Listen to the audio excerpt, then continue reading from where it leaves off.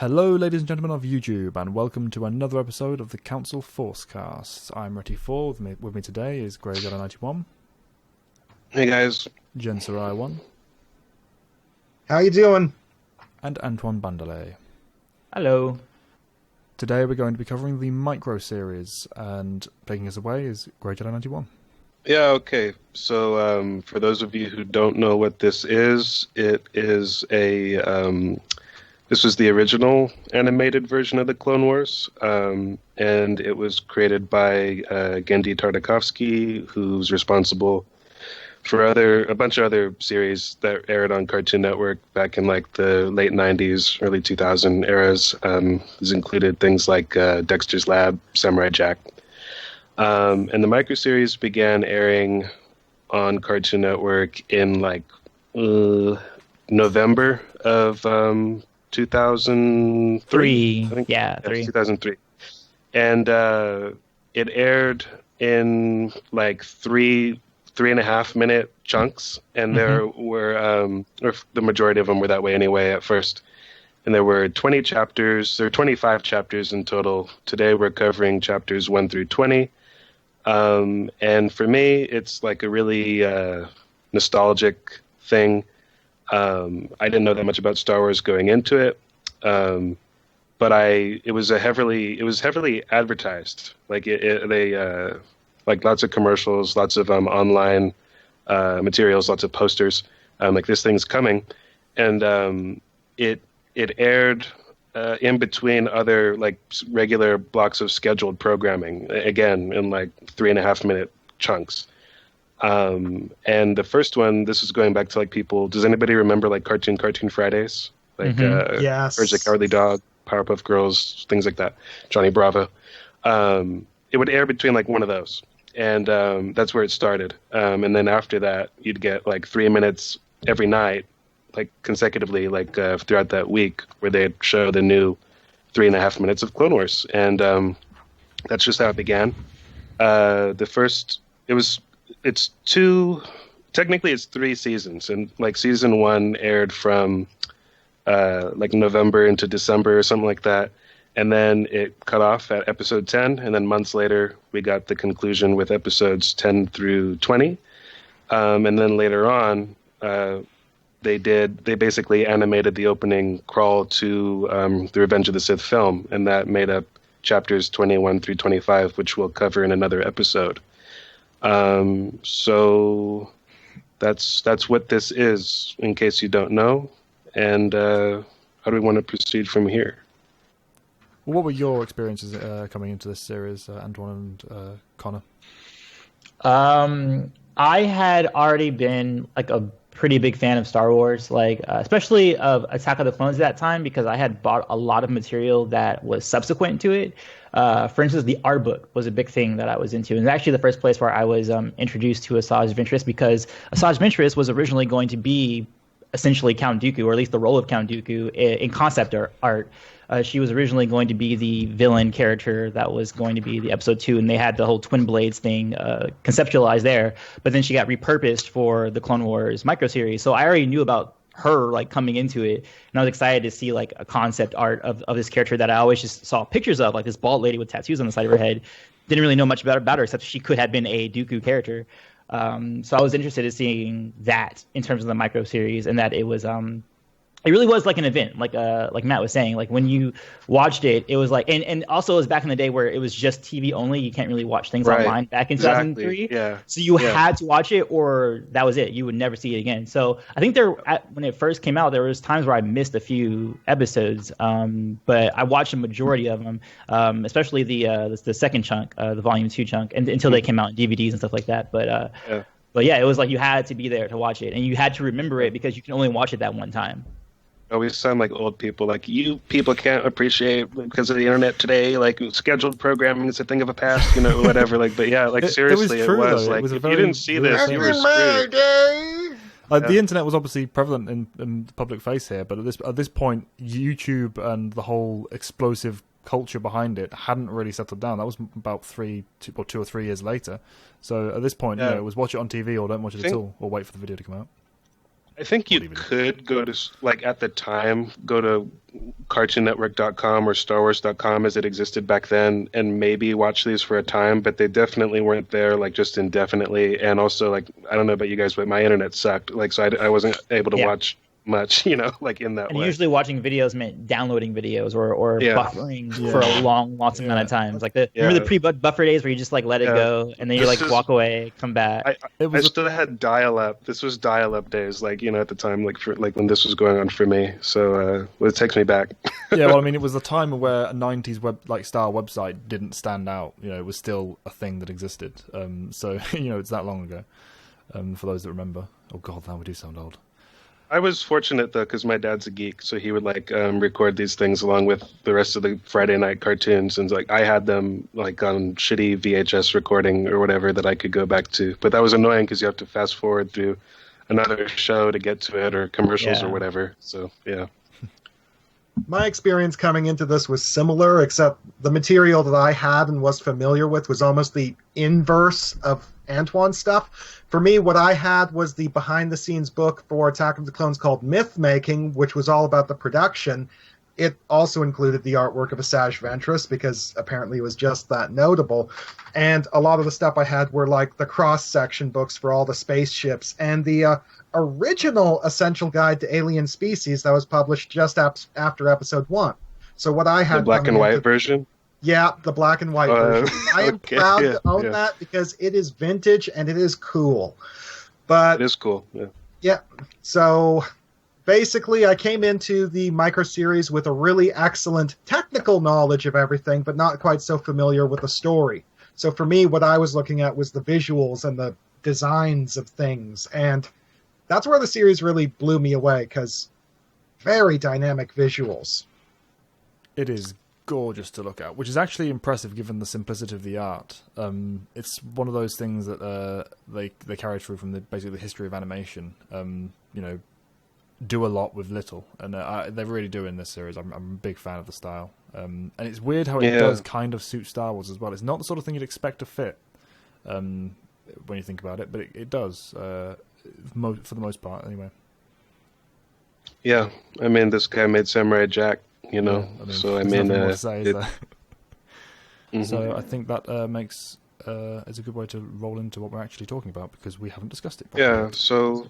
So what it is in George Lucas's words, he didn't have time to tell the story of the Clone Wars on screen, so he viewed this as the opportunity to do that. So that's how it begins. It's just like the Clone Wars happening, and there's this side with the Jedi and this side with this Count Dooku guy and robots, and there's clones on this side with the Jedi, and I mean, it just like I said, they're 3.5-minute blocks, so there's not a whole lot of futzing around with explanation or setting the stage. They just kind of get right into it. It dives straight in. I think it does the series credit to how much it does in that short time. I mean, yeah, it's all action, but it does cram in a whole slew of different approaches to the scenes it's showing, which I enjoy. Very cinematic in design. Mm-hmm. Yeah, we talked earlier about how the visuals, like how the visuals are good. I agree with that, but I would extend that saying the overall presentation is really good. I mean, it uses, for the most part, like official Star Wars music. Like, there's some original stuff in it. Actually, there's a lot of it, but it uses a lot of John Williams musical cues. It uses the iconic sound effects, and like with Samurai Jack, this show knows how to use sound, like not just music, but like sound to set like the tone or the atmosphere extremely well. And perhaps more poignantly, the lack of sound as well, because there are a lot of moments in this show where you have no non-diegetic sound. It's purely in the scene action, where no distractions, no thematic music. Sometimes, in my opinion, to its detraction, for lack of a better word. But most of the time, it's really on point with it. And it's so rare to see it in a show, especially at that time of the 2000s. Like, they'll have scenes where they don't have any talking, they don't have any music. It's just thud, thud, thud, thud of the boots and there's a lot of that. Yeah. Or just Anakin and Ventress facing each other and the hiss of the rain on their lightsaber blades. Yes, especially in small moments like that. It's really well done. Yeah, he's really good at tempo, like when to rev it up and when to slow it down and make sure you're really taking it in. He's done that with Samurai Jack as well. Like he's really a master of tempo and using the time they have to the best effect as well. Because obviously they only had 3 minutes to tell each of these episodes, so they had to keep it going fast, but still having those quiet moments in it. It's really impressive.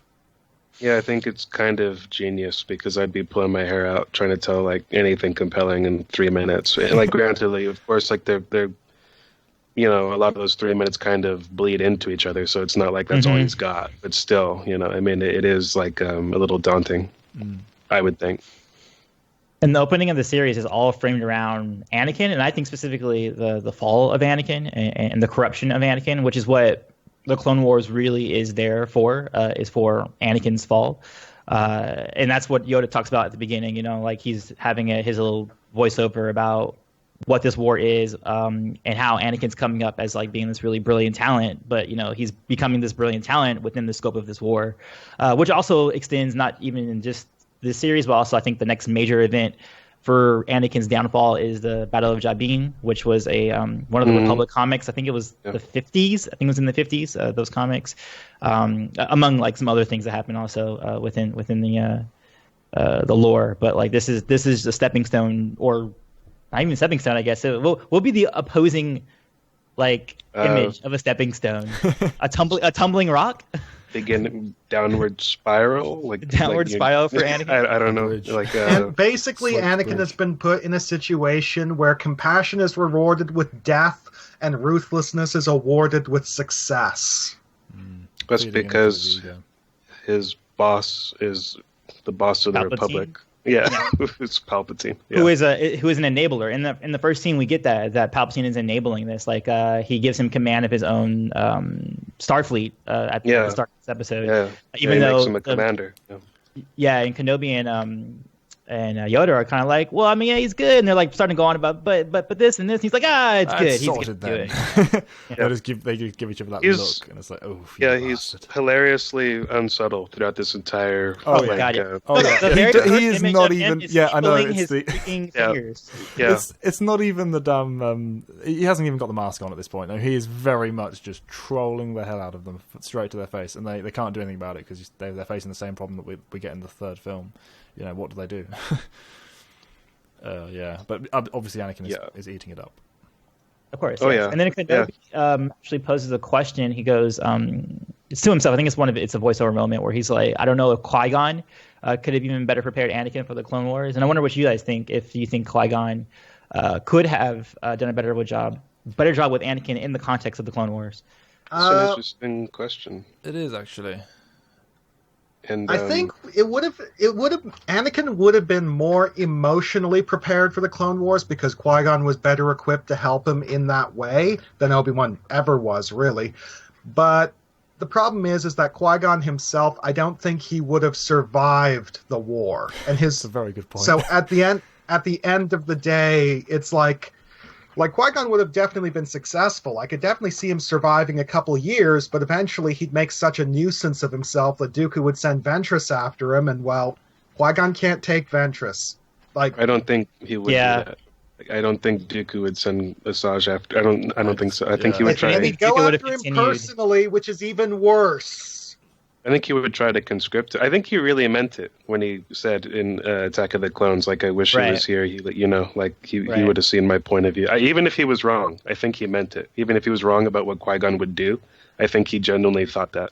I agree, and I personally think that he would have been more maverick and just not participated. He would have gone. I think he would have broken away from the Jedi at that point. I do agree with what Connor said though about how Qui-Gon would have factored into the war, like and Anakin is he was like Palpatine, but like in the right way. Like Palpatine's just kind of kissing Anakin's ass to curry favor, whereas Qui-Gon is just being personable and being like, hey, let me take your side and like show you this like in like a human way. Whereas I wouldn't say Obi-Wan's like a robot or like too stern all the time, but he does have like this like, okay, I'm the master. Like you need to like just stop questioning me right now. Like we can talk about it later. Like, and you probably shouldn't always do that. Like with somebody who needs like a little bit more explaining to. I Like think- Anakin. Yeah, I think Anakin by was the- more of a benefit to Anakin than Anakin was. I'm sorry, no, Yeah. Anakin was more of a benefit to Obi-Wan in the sense that Obi-Wan grew more from being Yeah. the master of Skywalker than the other way around. I think the I think problem old comes Ben from the- Kenobi would agree with that, like in hindsight.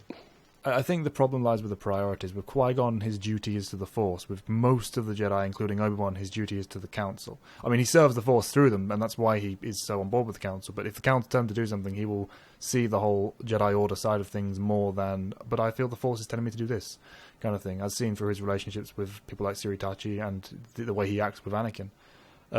Qui-Gon, I do not think would have accepted a generalship in the military. And one of the things I love about this show, putting us back into the Clone Wars itself, is the how it showed, again, in that scene with the quiet moment of introspection with Obi-Wan and from the actual following action shots, how rapidly militarized the Jedi Order had become, how quickly they'd accepted that role. And there was, Obi-Wan is quite frankly saying in the office to the Chancellor, he's saying, my army's ready to move, we can deploy whenever. He's talking about my army. It's not like he's got any hesitation here. They have quickly fallen into that role. And I don't think Qui-Gon would have at all. I think he would have rejected the order at that point, personally. He might have. I could see him. Actually- I could see him accepting the role for his own ends, like especially if ostensibly the person like turning the wheels on the other side is his former master. He might have something to say about that. One other thing. Perhaps. I do think that Qui-Gon Jinn would refuse a generalship, but I don't think he'd break with the Order or betray the Republic. Instead, I think he would probably hook up with Master Thulm and start operating as a spy, because he's already a really effective field agent and infiltrator, and I think he might want that sort of leeway and freedom to act that sort of role offers, while still directly opposing Dooku and being able to investigate and figure out what the hell's going on. Oh yeah, to clarify, I don't think he would break away from the Jedi to oppose it. I just think that he would have broken off to keep his hands, clean of it and operate in his own way as a free agent. I don't think he'd actually, go against the Jedi or anything. Not to continue going. I don't want to get off topic, but I do think that it's worth noting that politically, Jin is at odds with the separatists in general. I could see him continuing to serve, just not necessarily because of mandate. For his own reasons. Do you know what I mean? Yeah. So, after the scene of introspection, it takes us through to the actual first proper battle with a story attached, or at least what passes for the story in these episodes. The Battle of Moonalist. Indeed, an interesting battle, and interestingly shot with what 3-minute scenes were given as well. Yeah, and it begins not with Jedi, but with ARC troopers, advanced recon commandos, who it's established later on. Oh, I was just going to say real quick, it's established later on that these guys were personally trained by Jango. You don't know that necessarily from watching this, but that's what their deal is. That's why they're better than your average clone. They're more synonymous with Jango than any other clone. It's also they're also kind of shows because they're kind of fucked up by shooting that lizard thing out of nowhere. You don't know if you guys remember this it looked lizard like a that walks non-lethal by, shot because it does run off. But but it still is like, come on, leave it alone. Just walk past it. If nothing else, it gives you a position away. So I don't know why they bothered with that, but. I always felt like that lizard thing didn't belong there. It looks like vermin in the middle of all these banks. It's how did that get there? There's no jungle here. What is that doing here? Somebody's not doing their job. Fire the janitor. It's something. Yeah. I love the shot though as well. Again, it comes to that cinematic approach where it then pans up from them and you see the movement of their boots alongside the rock as they form up. I love, again, this was one of the episodes where they had almost no talking as well. It was just pure hand signs with these ARC troopers, which I really liked. It just the feel it gave to them, even though some of them made no sense. One of the complaints about one of the common complaints, I don't know if it had to do at the time or if it's just in retrospect from people who discovered it later or compared it to the films or other things. One of the common complaints is the inflated or whatever portrayal of Jedi abilities, but these clones are pretty damn badass too. I think for me personally, the entire show is an exaggeration, and that's just what you're gonna get with this director. He's the same way with Samurai Jack. It's everything about this is comic book. It's like it's an embellishment. It's even with Clone, because you see at one point Clone Trooper like jump right on top of a tank and then like blow a hole through it. That's what I'm thinking of. That's you know what I mean. Like I'm thinking he almost looks like a Jedi himself. Like, but I think everything kind of scales together because everything is exaggerated, but they're not scaled as powerful as the Jedi in terms of what they're doing. But everything is elevated in the show. Yeah, scale is something I definitely wanted to mention with this, and I knew it would come up, especially in relation to the Jedi powers, because a lot of people, like say that the Jedi are way too powerful, and I get why the knee-jerk reaction is to say that, and I see where some arguments can hold it to it. But for me, while everything in the show is definitely scaled up, I mean, just the fact that they arrive on the planet and launch hundreds of dropships down, even though they just wouldn't do that. You then have the fact that so many scenes in the films and elsewhere in games and comics and books and stuff do kind of run parallel with the abilities shown by the Jedi in this show. It's very consistent with the established rules of the universe. It's just kind of taking things up a notch. Because a lot of the people always say, well, why didn't they use these powers in the arena? And it's quite simply because they didn't have the urge to work the budget into that for that arena shot. One of the defenses I always use is I think I've used it probably on these podcasts at some point, is there's a shot with Yoda in the dropship as he's dropped Mace off to lead the troops, where you see a shot of the droid army ahead. And there is no way in hell that any of the troops and Jedi on that field survived that without the Jedi pulling some serious miracles out their asses. Because they are outnumbered like 10 to 1 with full droid battalions and tanks and walkers and all manner of hell descending upon them. They would not have survived that if they didn't pull the sort of stuff we see in this series out on that battlefield. Yeah. And we've seen it in the 3D Clone series how they take on like those kinds of insurmountable numbers. I don't think they need to have the level 11 Microseries stuff that we see in the show. I find the show more in line with The Force Unleashed than I do with the actual like movie canon about representation of power. For me, I think. To me, I only agree with that in terms of the Mace Windu episodes, and that's about it. Right? Like everything else seems more grounded. Everything else is fine. It's just like just the Mace Windu episode. I think there's a few other like little bits, but overall, it's not like too. And even then, like we'll get to it later, like when we're talking about that. But even then, to me, it would have made more sense if like they scaled down just the scope of like what he's facing, like in very few of his actual feats are like outlandish to me. Most of what he's actually doing is like, yeah, I could see a Jedi doing that. Maybe not all like in quick succession, like he's doing it without rest or in that quantity or against that many people or without getting hit. But what he's doing is like, okay, that I think personally that should be possible for the Jedi. Because I was one of those people that I was never satisfied with what I saw in the films in terms of Jedi abilities. I always thought that could have been ramped up, or I would have liked to have seen it a little bit better. My whole attitude, like this goes back to my favor towards The Force Unleashed, is that to me, Clone Wars and Force Unleashed kind of represent what Star Wars should look like in terms of how the characters' capabilities are represented, given the established rules.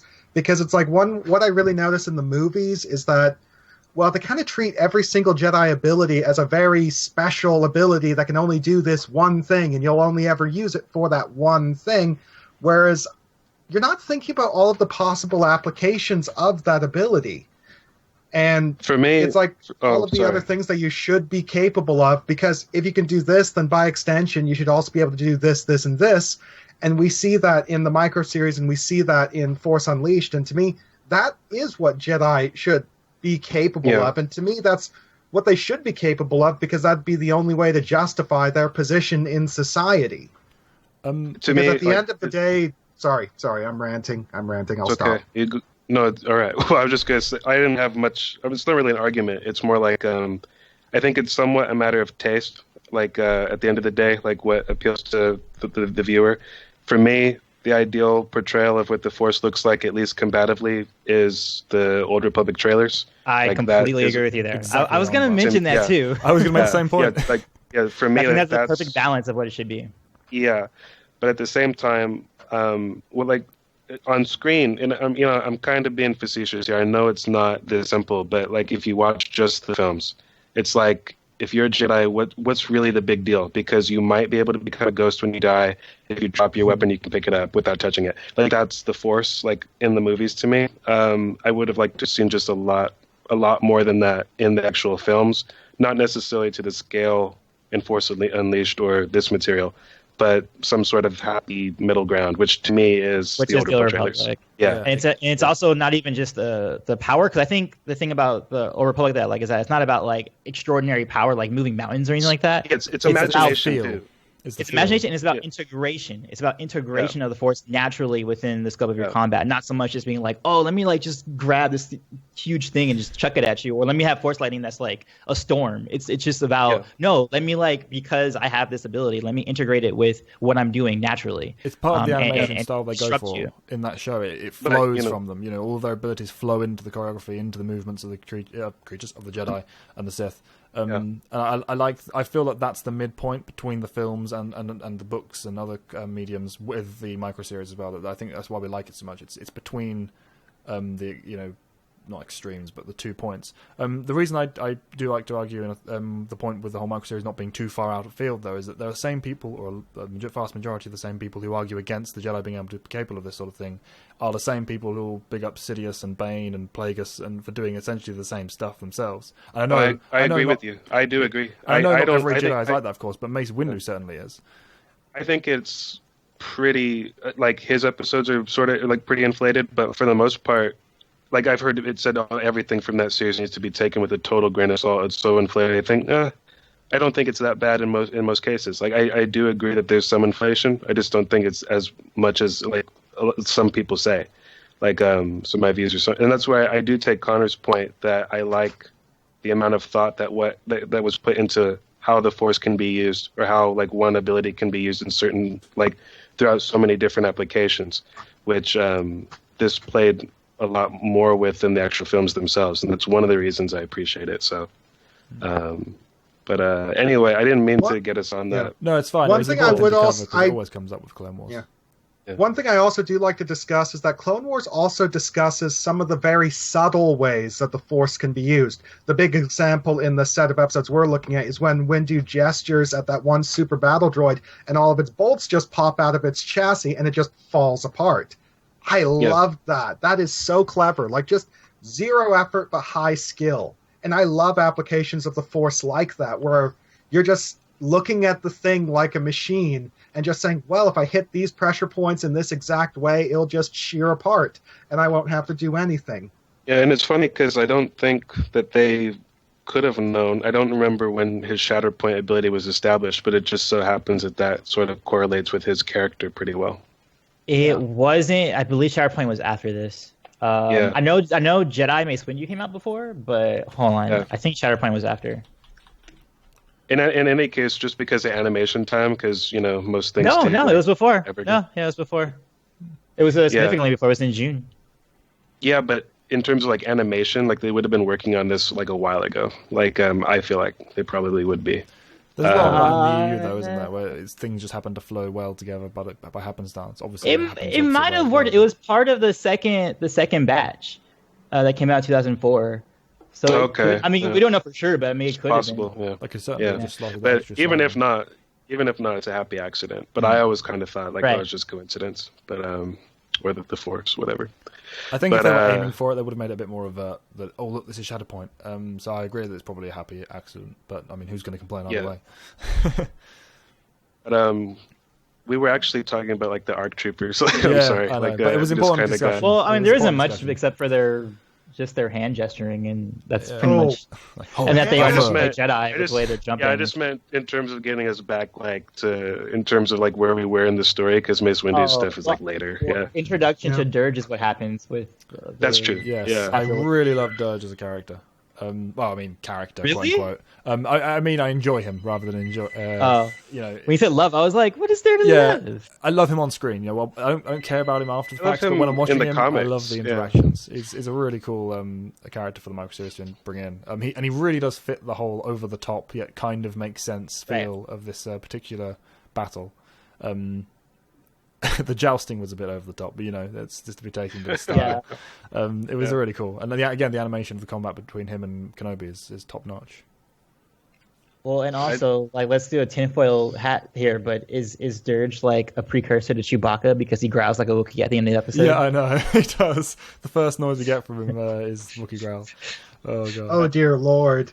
Like, I think it's just like the Foley artist. Just, what no, does he I sound like? I don't know what to do. Yeah. Like, And he's just like, oh, I got this growl here. But this random button, whatever. Like, okay, he sounds like a Wookiee. It's something Cool. worth mentioning here, actually. The voice acting, or the voice work, at least for the villains, was very hit and miss with this series for me. I mean, we'll cover more of the details later on that. But which one do you feel was a miss? Because I feel like they were all of them like, were it made sense to an extent. But like Grievous fell flat for me, personally. The voice Grievous felt that? Grievous? Yeah, Grievous to me felt like he wasn't quite amped up enough. His voice felt disconnected. Well, that's from funny the scene. because I was actually disappointed to not have that voice when it was Revenge Me of the too. Sith. I was Yeah, like, yeah, he comes out and he sounds like Russian or something, and I'm like, wait, whoa.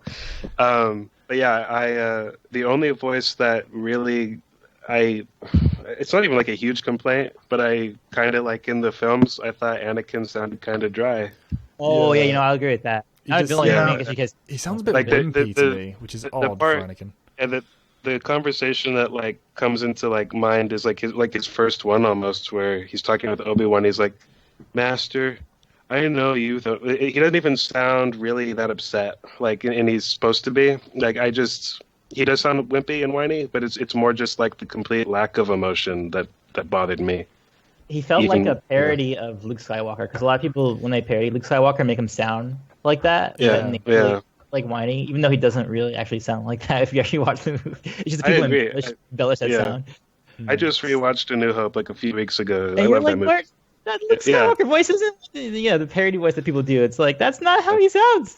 That's not true!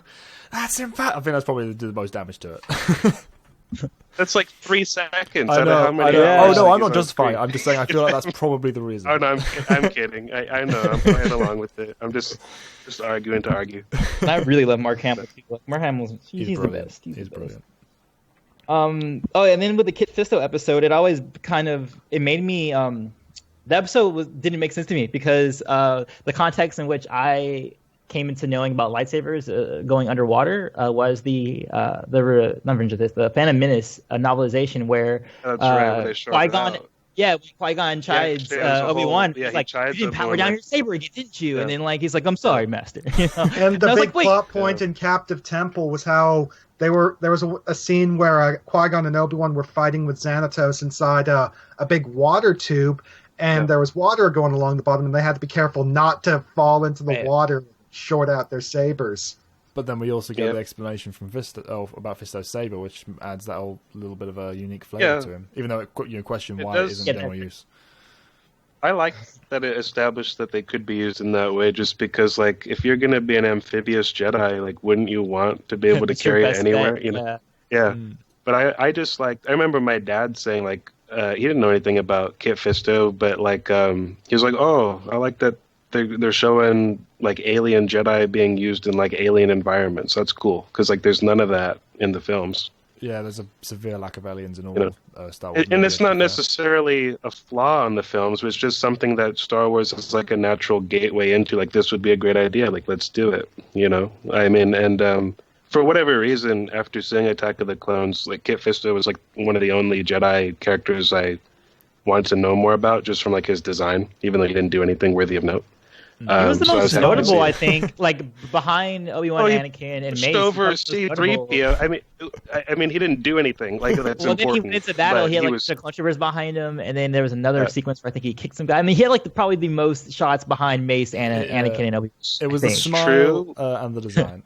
That was the big thing. Smile, the true, but I'm being honest. Like, just the design. Like, there's nothing he did that warranted me wanting to know more, but I did because of how he looked. So I was happy to see more of him. And I like the whole feel of the underwater amphibious environment as well. They did the animation for that also, very well, and just the unique flavour of the abilities underwater and how Fisto operated. It was really cool. Did anyone else find it really odd though? And it always stood out to me. Even obviously this was one of the episodes I went back and watched when I was a teenager and knew more about the universe at this point. But It seems really weird that they played the Mon Calamari as really low tech, given that Dak and the Mon Calamari shipyards are by this point thousands of years into their premiership. It's like they're like the premier builders of starships. It's also bizarre that device that they bring out, like they're just in case you come here with 3 Star Destroyers. We built this gigantic cannon. I mean, it's like why. Yeah. Why do you have that? And it's one of the most rapidly charging as well, probably because it doesn't overheat underwater. Yeah. But it's like I love that. And Fisto's like, oh, that's a cannon. And then when it fires again really quickly, it's like, oh god, that's a cannon. Quick, grab it. It's really cool. But yeah, you're right. Why have that? It seems unnecessary. Meanwhile, the Mon Calamari are riding seahorses and have got lances and... Yeah, that's right. Like, why? Yeah. You have the Mon Calamari Star Cruisers. The rebellion is built on your fleet. The funny thing is... Somebody just watched The Little Mermaid before they animated that or something. The funny thing is that I actually didn't really question the Mon Calamari riding around on seahorses too much, because it's just another example of a high-tech, low-tech juxtaposition in the Star Wars universe. Like we get nature's with the good, technology's evil, and cruel. And the other thing is that from a purely logistical perspective, I actually think it makes sense. It's like, which would you rather have in an underwater environment? A domesticated creature that can help you, or a machine that can break down? Well, I mean, and also could have been a different. Well, it could have been a different set of Mon Calamari as well, because what we tend to forget is that planets are planets. They're not just we think about planets as like cities in the context of Star Wars. To be fair, Star Wars makes it easy to forget that. Yeah. Oh no, that's true. We get helped along by planets becoming cities, basically. It's the water planet. But even with the desert planet, that kind of thing. But even with the Twi'leks, like even their planet, Ryloth is a lot like that too, where there's different sets of what's happening in the world. Like there's a northern and a southern part of they're different. Their accents are different. The way they say Twi'lek or Twi'lek is different. That's actually the one I think planet I can remember off the top of my head that actually has like, oh yeah, this is a planet. There's be differences on the planet. I love maybe a little bit with Naboo too, but one of my favorite things about that is that pretty much all of those consistencies you just mentioned, or inconsistencies, are basically flaws of the EU. It's like it's the inconsistencies in the EU get worked into the story of the universe, and I just love that. It breathes such real flavor into it. Like, oh, that actually doesn't make sense. Okay, well, let's make it a thing. It's a cultural point. It's I love it. Right. Even if it isn't intentional, which it so often isn't. But you're right. There are different sects in different species even in these planets and stuff. So it's just with Star Wars, the scale is very not fluid but abstract in how it's presented to us. Like if you think about it, think little things like the Empire has to have like millions and millions of Star Destroyers to even function, just from the nature of the amount of people involved in ruling over it or being ruled over. Yet they discuss having 10,000 Star Destroyers like that's a big deal. Yeah, it's just you have to work that around in your head. It's one of those things that it has to remain fluid for you, and that's how some of the scale stuff gets forgotten. Along with the fact that this is the desert planet, this is the water planet, this is the forest planet. There's never. It's only in localized stories do we ever really explore different cultures and environments. But you take it with grain. Kit Fisto came to help the Amish Mon Calamari. Yeah, basically. Yeah. Which makes sense, I guess. They're the ones not being protected by the rest of the Mon Calamari. They were ill prepared. They were ill prepared.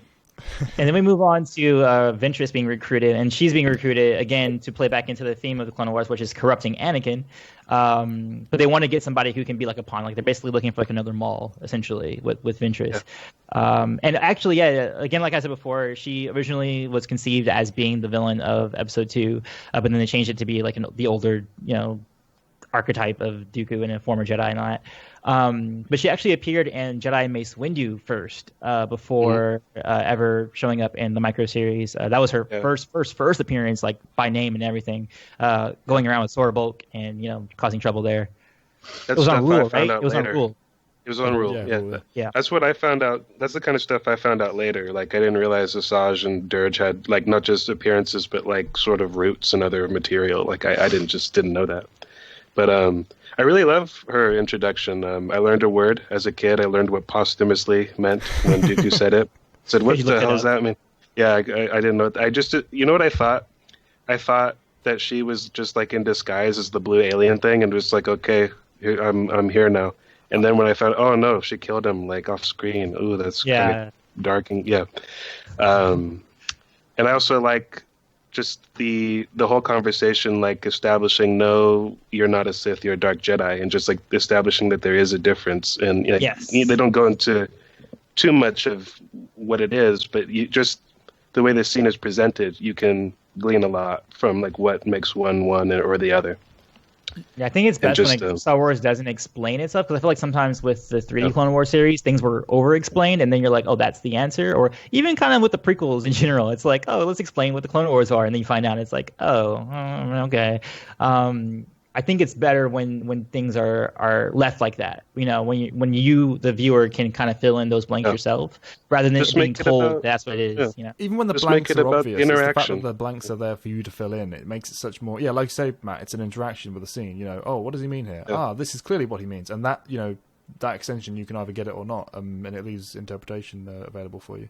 It's all just about the way they act, you know, and you can tell it all from that. He doesn't have to say, I'm a Sith Lord and I have been for about 10 years now, and I started my, you know, I mean, it's just the way he presents himself, the way he could have walked downstairs. He could have just jumped down there. He makes a decision to like display his power and how it differs from what she's capable of. Which by itself makes him Sith. You know, that's part of being a Sith. Yeah. This is how much, you know, beyond what you are that I am. It's like, this is why you are not a Sith. He's saying that as he's descending, making his point.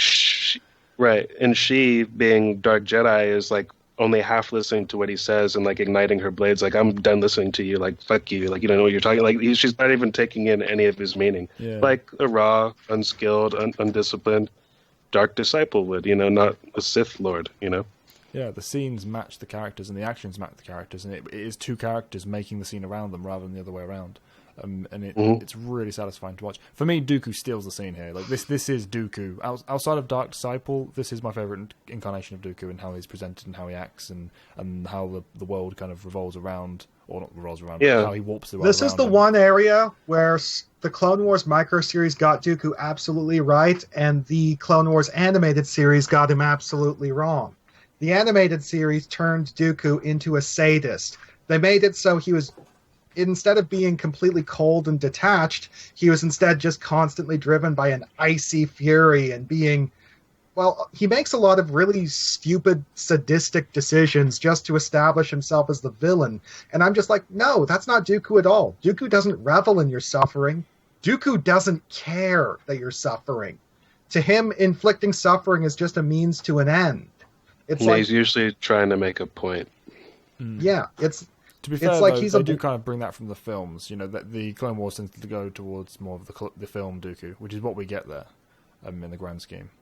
It's just unfortunate they do that because, like you said, think so? Where in the else, films do you think he's represented as being not to the same extent, but he's a lot more. You can see where they've looked at him and gone, oh, "Okay, this is what he's supposed to be." I mean, he does like bolting people with lightning a lot. I just thought it was bad writing, not so much inspiration. Like, as well. I just think on that as a template.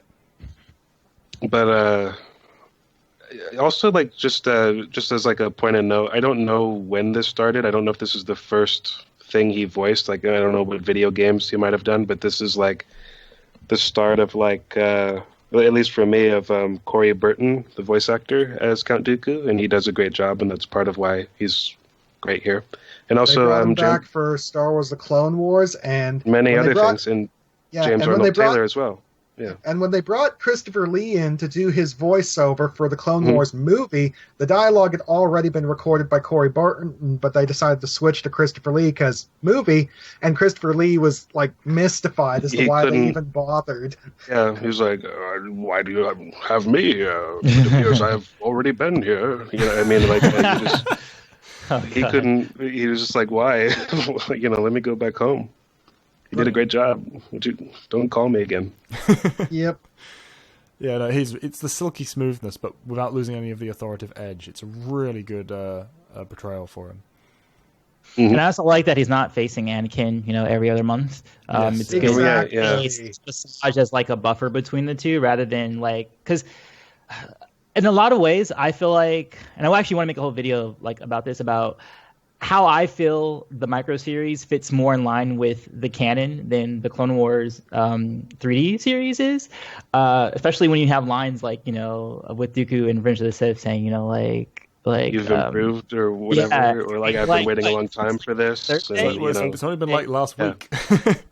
Yeah. Like even the case for, even though I think most of us like Ahsoka, even her as a character, I feel is more a Legends character than some Legends characters are. But I feel like the Microseries still fits, like if you were just watching it via just like movie only kind of a scenario, Absolutely. like it very much fits. Yeah, definitely. Even if you like the Clone Wars more than the Microseries, you can't argue that this was by far made to fit. And part of that was the fact that it was coming out at the same time, so you know it had more leeway to work with. But the Microseries was essentially part of an extended promotional campaign for Revenge of the Sith. That's essentially what all of the original Clone Wars EU was. It was basically promoting for Revenge of the Sith by giving you the lead-in. Volume 2 is the opening crawl, essentially, just animated. Yes. Yeah. It's also, needed, you know, it ties in with like Labyrinth of Evil, so you know, pick your poison, whichever you want. Like, but whatever. But I mean, it's two slightly different versions of the same story, basically. And Labyrinth of Evil, being a novel, has some more going on. But yeah. Yep. But so we were talking about Dooku and Ventress, yeah. Yeah, the recruiting. And then he gives her lightsabers, which actually, before this point, which I didn't realize until I played Jango Fett, the Bounty Hunter game, much later, and read open seasons, that those were Kamari Bosa. Yeah, that was for lightsabers, which actually happened. Like, that was what that was, not a retcon where it's like, oh, no, they did it later. It was actually, no, those were... They existed beforehand, you know. They existed before. The thing I like about it is that it basically kind of represents how Dooku is almost taking on Ventress as a replacement for Vosa. But while Dooku's going into this with the ambition of succeeding with Ventress where he failed with Vosa, instead he ends up making all of the same mistakes again, and Ventress is nothing more than a heightened version of Vosa with all of the same hang-ups. At the same time, though, he was somewhat ambivalent in terms of how far he wanted Ventress to get, depending on, like, the weather, basically. Like, in terms of being, like, whatever the story was. And not just the Clone Wars. I'm not saying, like, it was, that was established beforehand. Like, sometimes it was, like, because he wasn't sure himself. Like, do I want to subvert Sidious? Like, how far do I want to get?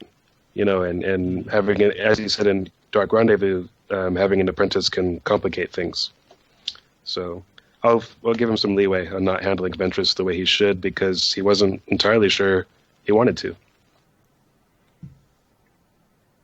Definitely, and it can sometimes come across as inconsistent, but it does kind of work with the character and what we're shown.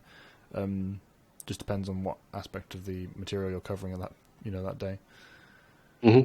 Yeah, and then the scene ends with Sidious saying that Ventress will bring the Jedi down, but not because, of course, Ventress is going to do it herself, but because she is going to, help bring Anakin down a peg, so that he is more susceptible down the line when the Clone Wars in. One more speed bump along Anakin's destiny. Yeah, and then we return back to the silly jousting at this time between Obi-Wan and Dirge. Yep. Yeah. Yeah, but I really like how Kenobi, he never gives up. That's like the type of fighter he always is. He's always scrapping. I was gonna say, as funny as the jousting is, the fight is fun. It is, yeah. It's a really good, and again, really well animated, really well choreographed. It's just good. I love the look of surprise when he runs him through, and there's that moment of silence, and he's like, "Wait, what?" and just gets completely smashed. Clocked in the jaw. Like, that was the best part of it. It's like look of surprise, and then fist. I always thought, when I was a kid watching this, after seeing Dirge, I was like, what's the big deal with Boba Fett? You know what I mean? Like, Dirge seems like way more serious business. I don't know. Right, as a bounty hunter. You get that in general. Yeah. They never really show why Jango or Boba are that amazing. It's very rare that happens. That's true, but I'd never run into a bounty hunter that I thought put him to shame at the same time. Yeah, it's true. This is the first time you see it. At this point, I was just like, whatever. It doesn't matter anymore. Fets, you're done. Yeah, basically the Fets were lucky that they didn't exist alongside Dirge, because Dirge said he's lucky. Jango Fett's lucky I was taking a nap because he was buried alive or something. So. Yeah, pretty much. But, he said that while he was beating up one of his clones, Alpha. Yep. Yeah. A clone army trained by Dirge. Can you imagine that? They'd all be dead if you put them through their paces. Yeah, well, that and the fact that they wouldn't understand their own mortality as much, because I mean, Dirge certainly doesn't, as we see later in this battle. I imagine Dirge probably would have directed the Kaminoan cloners to amp up the clones as much as possible and make them superhuman, and then just trained them to be the most reckless, murderous things imaginable. Which, in a way, is its own kind of terrifying. I mean, a guy's pretty tough if you have to, throw him into a star to make sure he's like actually gone for good. Yeah. One thing I also do love about his fight... burn his hands off, just to make a point. Yeah. It's like to he kill just you does in the not most care. brutal way possible. Yeah. But one thing I also love about the fight between Kenobi and Dirge is it shows off that Dirge isn't just leaning on his resiliency to tank hits. He is a legitimately skilled fighter with a whole heck of a lot of weapons at his disposal. And I gotta say, it's a great way of also showing off just how skilled Kenobi is, because Kenobi combats this wide array of diverse weaponry with just subtle variations in traditional Force abilities and techniques. Like you said before, using the creative, imaginative use of the Force. Exactly. It's like a lot of the stuff he does looks impressive, but when you actually think about the logistics, not so much. It's like if you can use a force push, unleash a force push powerful enough to blast a droid off its feet and destroy it, then you can put up a telekinetic wall capable of deflecting bullets. That's a huge thing too, is that force walls are, and that's one of the things too that I think after Revenge of the Sith, when my buddy told me about the Darth Bane series, that's one of the things I attached to the most. Was about how there's like a whole passage about force walls, and it's just like, that just totally makes sense. And you don't really ever see that ever. Well, not so much in the movies, because force walls aren't really put to the test that much. But just in general, just like force combat, why don't they just always throw each other around like randomly? That's where a scene where the Jedi explain something during a training session would come in handy, so you know what they're capable of. Right, exactly. And also what they're not capable of. Yeah. And I think the directors needed that too in terms of the 3D Clone Wars series, because there's just a lot of just people pushing people around all the time. And it's like, if that's the case, then why aren't you guys just doing that all the time? It doesn't make any sense. You can push people around, or you could pick up the lightsaber that you dropped a few scenes ago. That's what you can do with the Force. Yeah.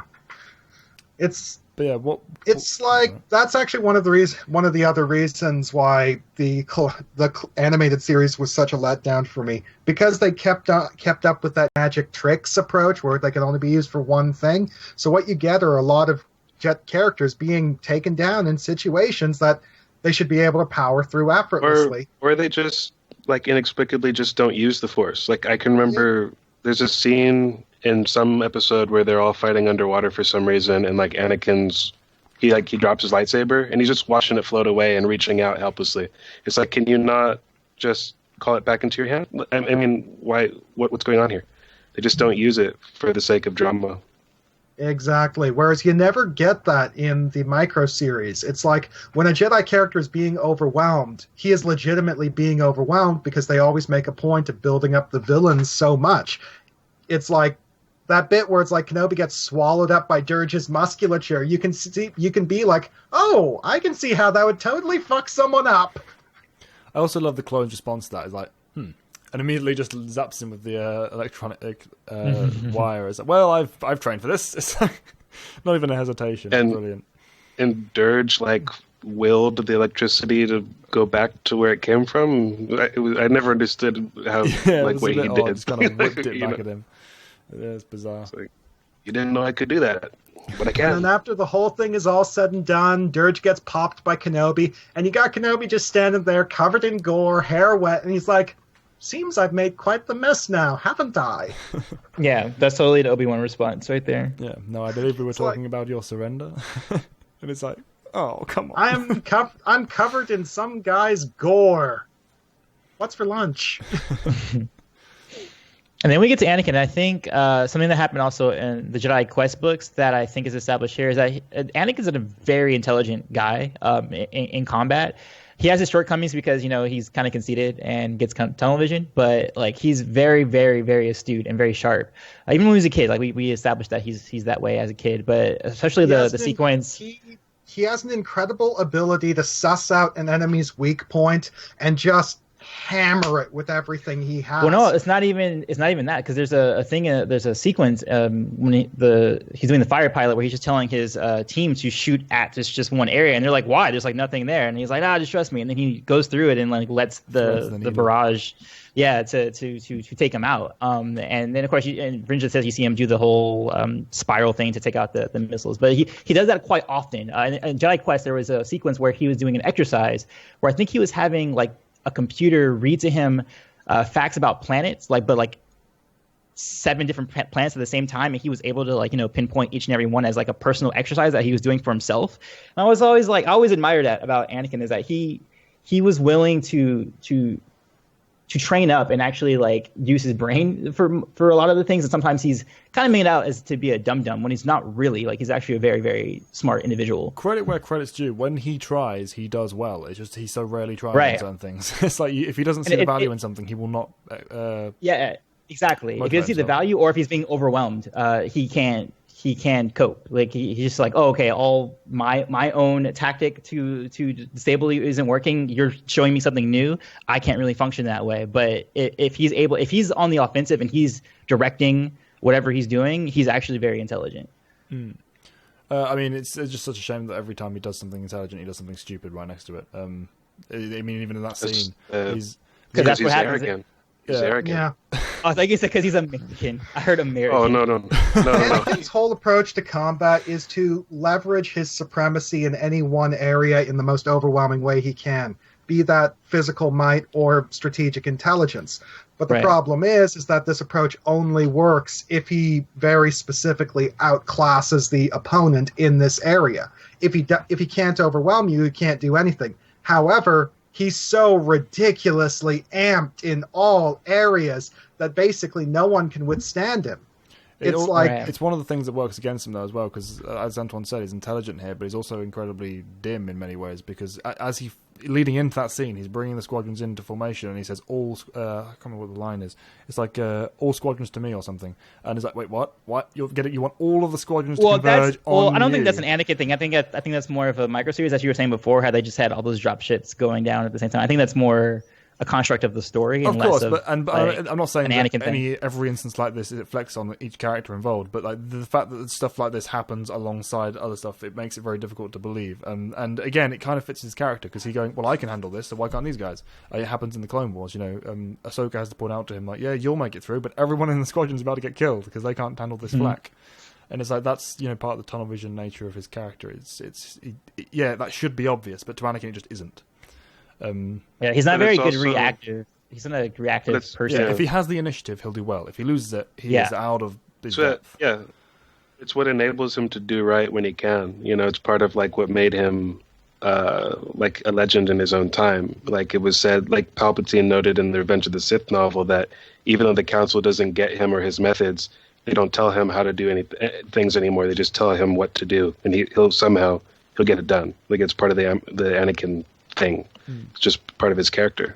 It fits his character really well. Yeah, he's point man. He's not the leader. He leads by example, but he's not the person who makes the plans. He's the guy you send out and he just gets stuff done. It's like that's kind of what sets Anakin apart from the rest of the Jedi, is the fact that he's truly a knight. In that he's less Jedi, more knight. Yeah, the way he operates is that he almost follows a chivalric code of honor. But the problem is that it's a code that has no morality and permits great ruthlessness, which is what we get from him. It's like he'll never back down, but it also means that he might refuse to back down when doing the wrong thing. Like chasing, Ventress through the streets of Exactly. I love that. Obi-Wan's like, Anakin, what the hell are you doing? It's like, what, you're supposed to be under control. I think he gets a little high on his own success, and then, I can the other thing I wanted to mention that just occurred to me is how the differences in the designs of the fighters of Anakin and Ventress reflects the differences in their characters and how they operate. It's like with Anakin, everything is concentrated into a sharp point, all guns forward, big engines at the back, basically just going in guns blazing, whereas Ventress's ship keeps her weapons spaced apart and her ship's more maneuverable, making fast, sudden turns. Very lithe, So it's like what streamlined. Yeah, it's like she is very fast, but not as fast as Anakin, because she's more about the maneuverability, whereas Anakin is about having that just flying straight into your face, guns blazing, and blowing you away. Yeah, when she sort of dances around and that we'll get to that when we get to their fight. Yeah, That's it's like pretty much Anakin their is fight. focused aggression, whereas Ventress is slippery and subversive. And you've got to Yeah, love he's that, very very direct. Yeah, and you've got to love how Obi-Wan's just sat on the ground saying, Anakin, what are you doing? Stop being a prat. You're supposed to be up in space. Why are you chasing this one fighter?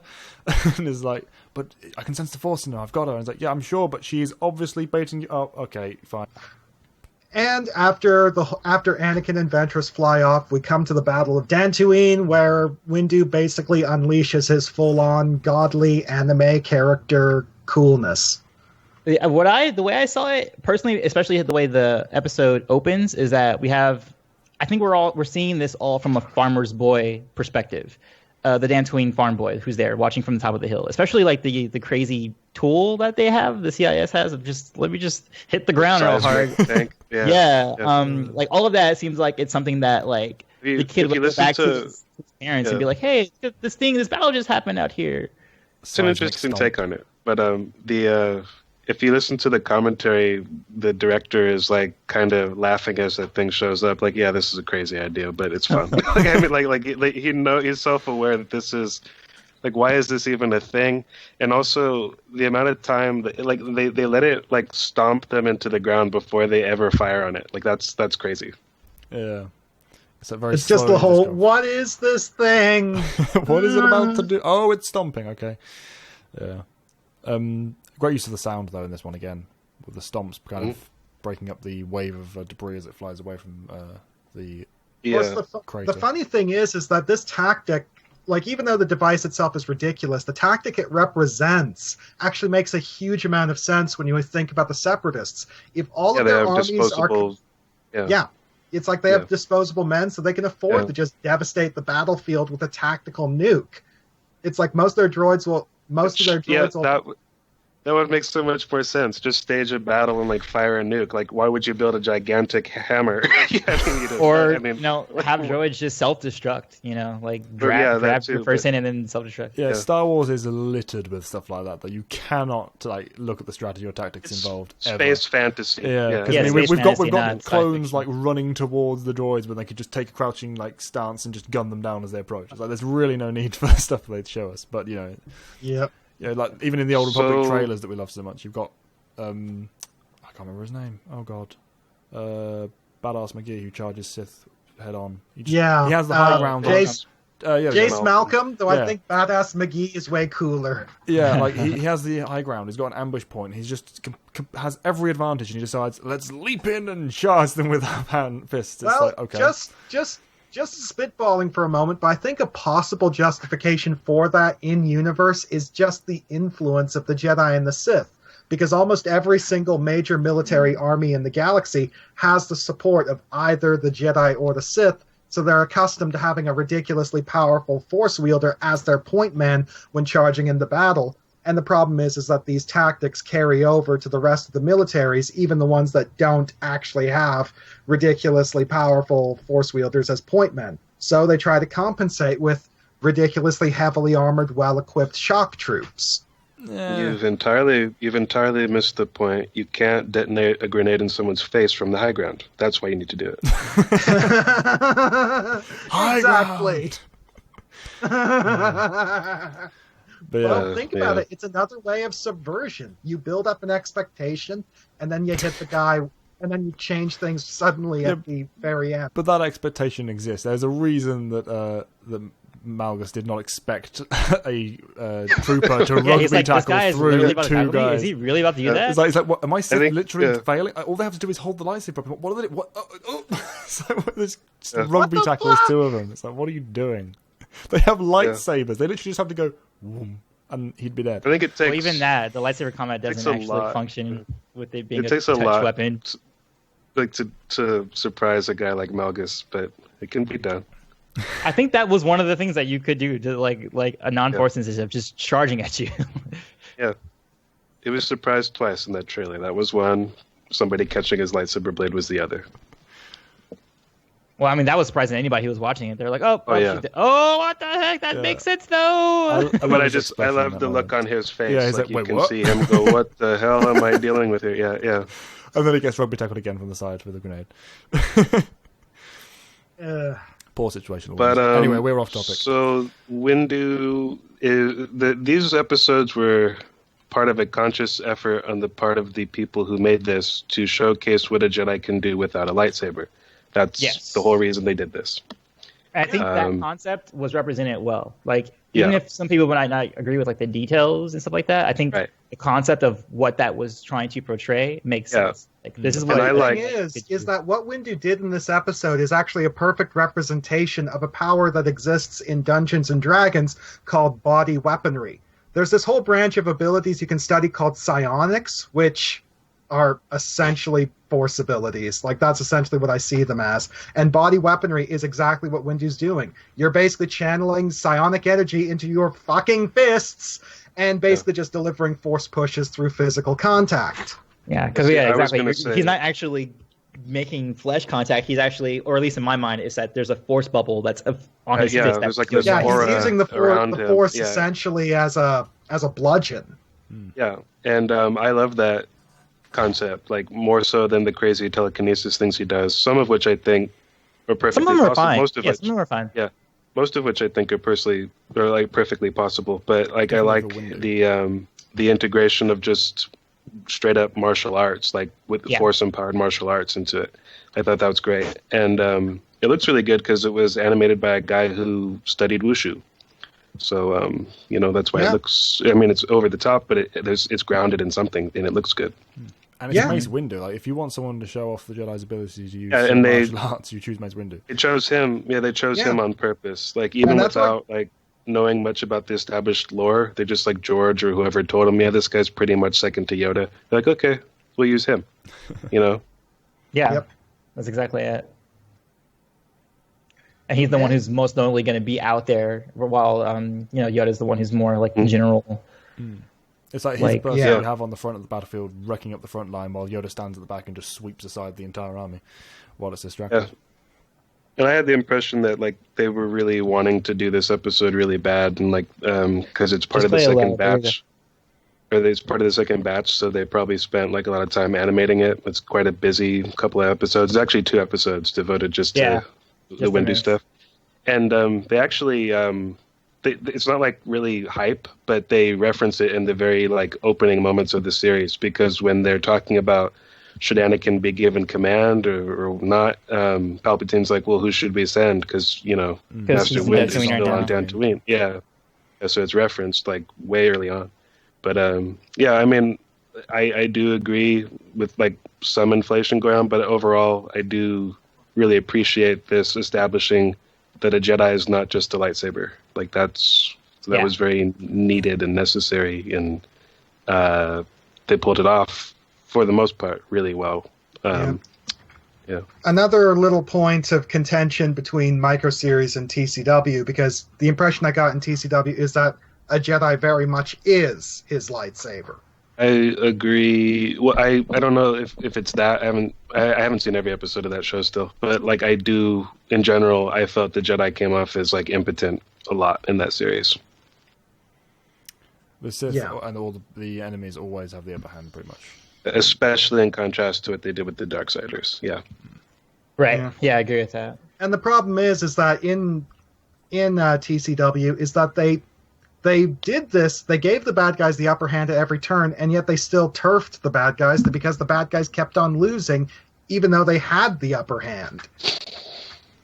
Like that's actually one of the big areas where I think where the Microseries succeeded and the TCW failed, is that the Microseries never undercut the Separatists as a whole. They made a point of establishing that the Separatists did have their own set of victories and were a serious threat. They were contenders. This war was essentially a 50-50 split. It's like we got that whole montage in the next episode set of basically just Separatists winning and Grievous kicking ass.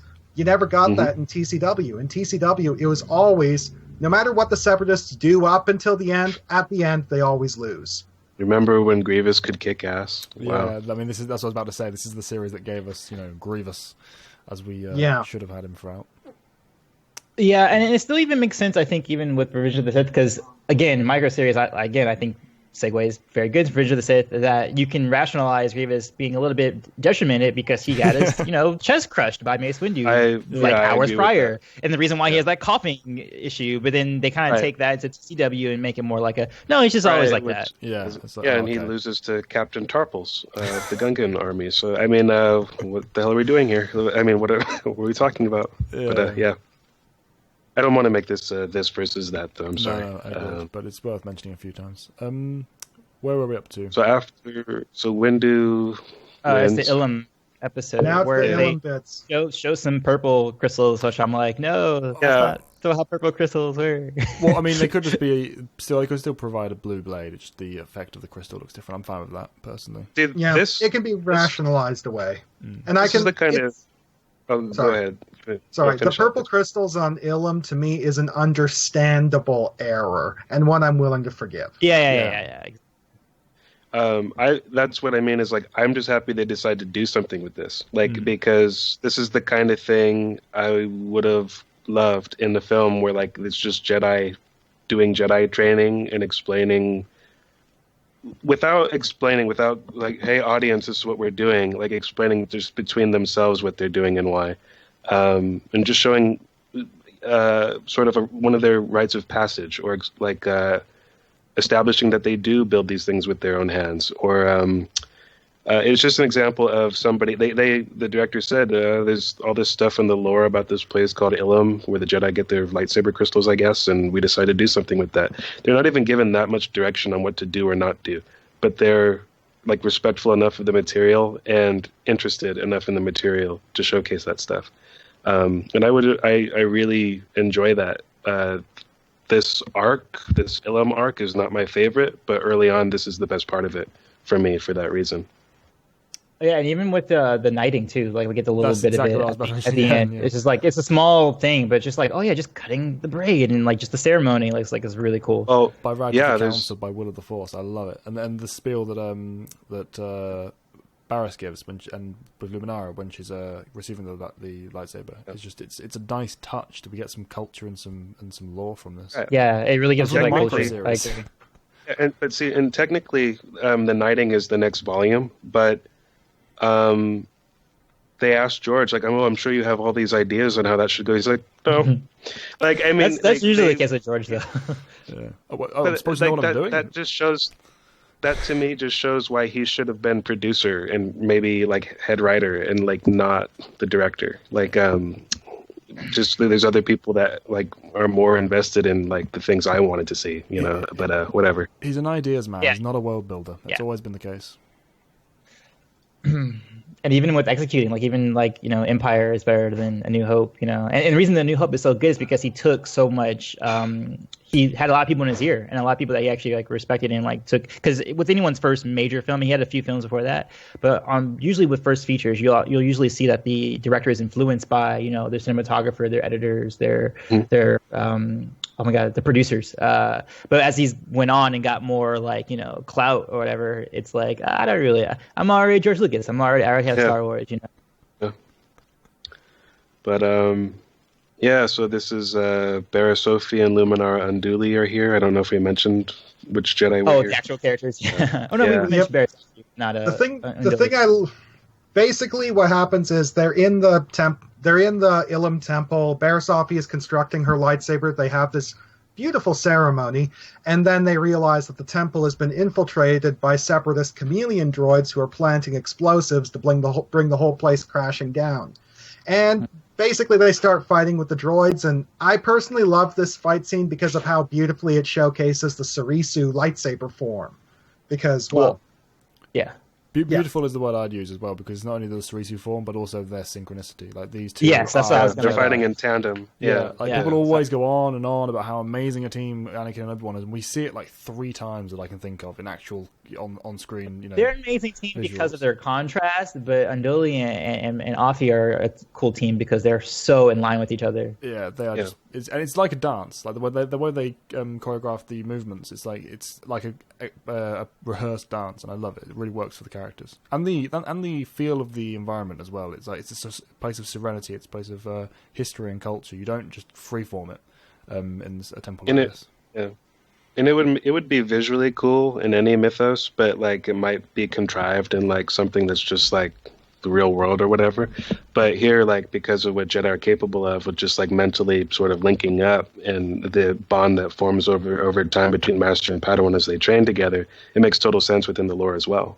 It's not just cool looking; like it makes sense.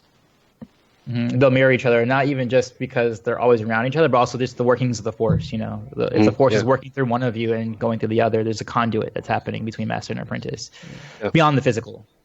In the true focal points of the Force, it's going to make sure it pairs people up that matter, that work well together. The whole idea of destiny. These two were always meant to be Master and Apprentice kind of thing. That kind of thing reflects in scenes like this, and it's really good. The thing I got to say about the choreography side of things is that obviously I don't think that the animators knew about the Surisu form and were trying to replicate it, but they clearly kind of understood the philosophy behind it as just something intrinsically Jedi. The Jedi try to be as simple and efficient in everything that they do, so they in kind of a nice little contrast with their more anime capabilities, the dynamic acrobatics and telekinesis, their actual physical movements are just so minimal yet so precise that you really take notice. It's an almost jarring contrast that just really calls attention to almost the harmony of opposites. It's one of the things I love about the forms, actually, that because obviously you don't have to be a student of the forms and the way they work to actually understand how they work, because it's based on the visual feel. Like each form has a point to it. That when someone who knows nothing about the forms is choreographing a fight, they go, okay, this is going to be tight movements, it's going to be efficient, it's going to be graceful. They accidentally kind of adhere to the form mentality because that's how they were built in the first place. It works really well for something like Star Wars. Yeah, because usually it's not the inverse where someone's trying to apply forms in a fight. It's the other way around. Where it's the natural form. Like with Dooku, it's just like, oh, they want somebody who looks like they're a fencer, and then you bring that to Makashi but not because they're like, oh, I want him to be like Form 2. It's real world things that were later adapted. Yeah, and it really works. I also like just maybe this is like stupid to even praise this, but I just like the Jedi being like competent enough. Like they did a solid job of defending, and they knew they were under attack before they were struck against. I like all that kind of stuff, and I also like the plan in general of if you're going to attack somewhere, like that's like from the Separatist point of view, like that's a good target where they get their one of their like lightsaber crystal locations from, like weaken their ability to produce those things because they're damaging us. Effort versus effect. They're not exactly defended, so it's a soft spot they can hit and have massive repercussions. It's the kind of thing that having Dooku being in charge of the Separatists, that's a good boon to them, because it's not something they Wat Tambor doesn't know about that place. One of those Separatist people doesn't know. A former Jedi does, Master that does though. So it's the kind of weakness that they wouldn't have been able to, they could have foreseen it, or they could have been overly cautious about it, but they wouldn't really have a reason to suspect an attack there because it's one of their Jedi secrets that Dooku betrayed. Yeah, I'm glad you said that you brought it back to Dooku, because that's how this arc ends. If we're gonna kind of skip over the Padme stuff, but that's the message that we Yoda. We don't have to. Yeah, we don't have to. I just have no interest in it. We'll mention it. I have one thing to mention about the Padme episode, and that's in a bit. Yeah. But yeah, at the end of that, Yoda finds the transmission from Dooku that he gave up the cookies. He gave up the cookies about the Jedi crystals, and I think that also is a nice segue if you're about to read Dark Rendezvous right after, because that's a huge theme that's already going to be coming up about the dynamic between Yoda and Dooku, and just seeing that little bit and then having that in mind going forward, it's that actually segues very well into that story. I also got to say, I find the result of Luminara and Barris's fight in the Crystal Chamber, like the way it's kind of a mixed result, to actually be very representative of what happens with the Jedi Order in the overall story of Star Wars, in that you essentially have the Jedi trying to defend this sacred site, this temple. They're only partially successful. It's like part of the temple is still destroyed by the explosives, but they save enough of it that it can be restored later. And they get buried under a pile of rubble in the meantime. It's very much a nice metaphor for the way the dark side. Yeah, and the Jedi. all they can do is endure, but they can.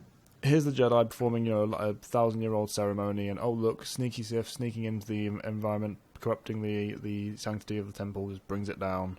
Representing, they do their best to stop it. They don't quite succeed. Damage is done, and then they rebuild later. But the thing is that the damage, the Republic and the Empire and the Sith and the Jedi.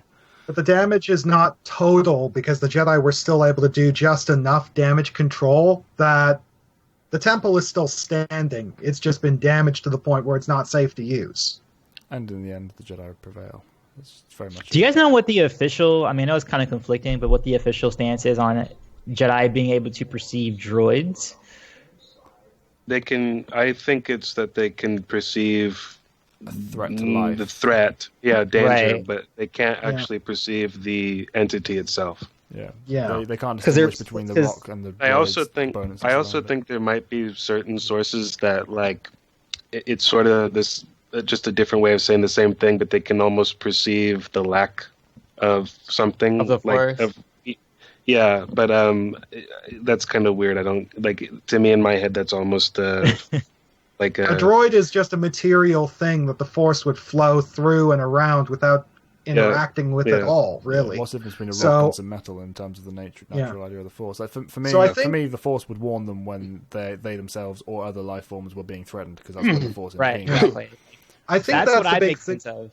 That's the reason why. That's also the reason why droids can be used to perform ambushes. However, because the impression I have is that Luminara and Barris didn't sense the droids until after the droids started planting the explosives, because that's the point where the threat has officially begun.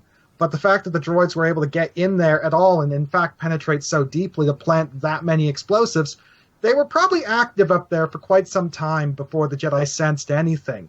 But the second the droids made an aggressive action, the Jedi are just instantly like, whoa, what the fuck's going on? Yeah, and the Force kind of alerts people to the ones it has invested interest in. Like, if you're a powerful enough Jedi, you're a kind of focal point for the destiny, quote unquote, of the Force. Like, if you're kicking up a big enough storm around yourself in the Force, it will go, oh, okay, this storm is now overlapping with this threat to this storm. Quick, let's intervene. Here's a sense. And in this particular case, there's a lot of different, I'm not trying to say theories, but just different authors have interpreted the ways in which the Force can warn you in general. It's not like they have a spidey sense tingling. They're in a place of power, and they've just been through a meditative thing. Maybe they got some sort of weird future premonition even without a vision. I'm sure they didn't know that there was droids there, but they knew that there was some kind of threat to the place. Maybe the Force didn't want the temple destroyed if the Jedi could do anything about it. Yeah. You know what I mean? There's different ways of there's different ways that they and I don't know which is the case. I just know that they sensed something. And the fact that you can talk about it and have many different arguments that are equally as valid is what makes Star Wars so great. It's when it's done well, everything makes sense, but it doesn't have to be that thing that is the reason, if you know what I mean. Yeah, it's like Antoine said earlier, when you over-explain it, you often weaken it in Star Wars. But you do need to give enough. You can't then just say, well, we're not going to explain it because we like it to be simple. It's like, no, you have to give enough. You have to give a framework for people to fix the puzzle together. You can't just say, well... You have to give a skeleton. You can't let it be a ghost. Yeah. Exactly it. I like that. Another fun fact about lightsaber crystals, or just the nature of different lightsaber colors, is in terms of behind the scenes, originally it was just supposed to be blue and red, and that's just how it was. Even with green, even when Luke had green in Return of the Jedi, the reason for that was not because George wanted to sell more toys or anything like that. It's because on the day that they were shooting, exactly, it was a blue sky on Jabba's cell bars, and they're like, oh, we can't see it. Well, make it the inverse, give it green. And okay, cool, he has a green lightsaber now. And then you start establishing lore about green lightsabers. And then of course with purple lightsaber, it was just Sam Jackson was like, yo, I want to be able to find myself in the arena. There's gonna be all these Jedi in there. Can I I get like purple? And then George is like, I can't say no to Sam Jackson. It's like, yeah, Sure. behind the scene. It's like behind the scenes. What colors are there? And he's like, well, there's red if you're bad, and green and blue if you're good. He's like, Yeah. well, what about purple? We could give you purple. And then, Yeah. and then a million like- people put pen to paper going, right, why does that make sense? Why does that make sense? Quick, we need a story. We need a story. Hurricane, Exactly. Hurricane You know Crystal. what? Like it makes as much sense as anything else, though. I mean, like you just haven't seen it on screen before. Like in comic books, they've every color of the rainbow forever, like without Yeah. reason. Yeah. You know? Yeah, exactly. And then they even actually reprinted one of the things. I remember they changed Mace's blue lightsaber to a purple, Yeah, it like was different edition. They It was did the it Malistaire? over Was that the Malistaire one? over a No. Toys release. It was whenever they had the Concord of Fealty thing. Oh, okay. I can't remember the They, series. they wanted to like explain why his toy was different, like in the series, like due to people asking, well, it was blue here. Like I mean, and so they came up with like a whole storyline of a comic book. Like, I was borrowing yours all this time.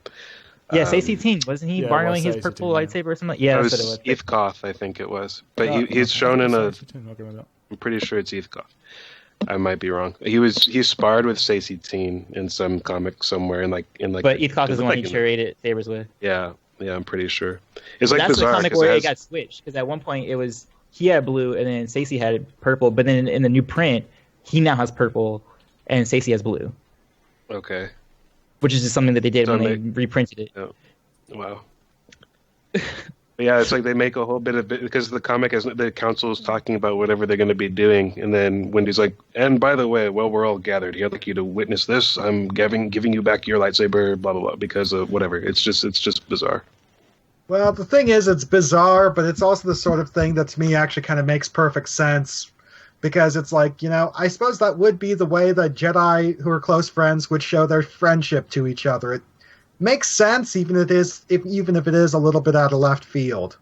Well, actually, people did that in middle school a lot. Like, if you were friends with someone, and you had the same shoe size or similar, you would trade shoes with them, and then you have one that was yours and one that was theirs. It was this weird thing that people did in middle school, where like that was a show of your friendship. Like your best friend, you're wearing your best friend's shoe, and it's a sign of like companionship or whatever.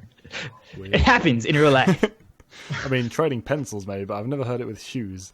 And that might Yeah, just no, be that was a thing. Down across there. the pond thing. I don't know. No, I don't think it's a American thing. I think it's something that happened in South Central in that particular subset of LA.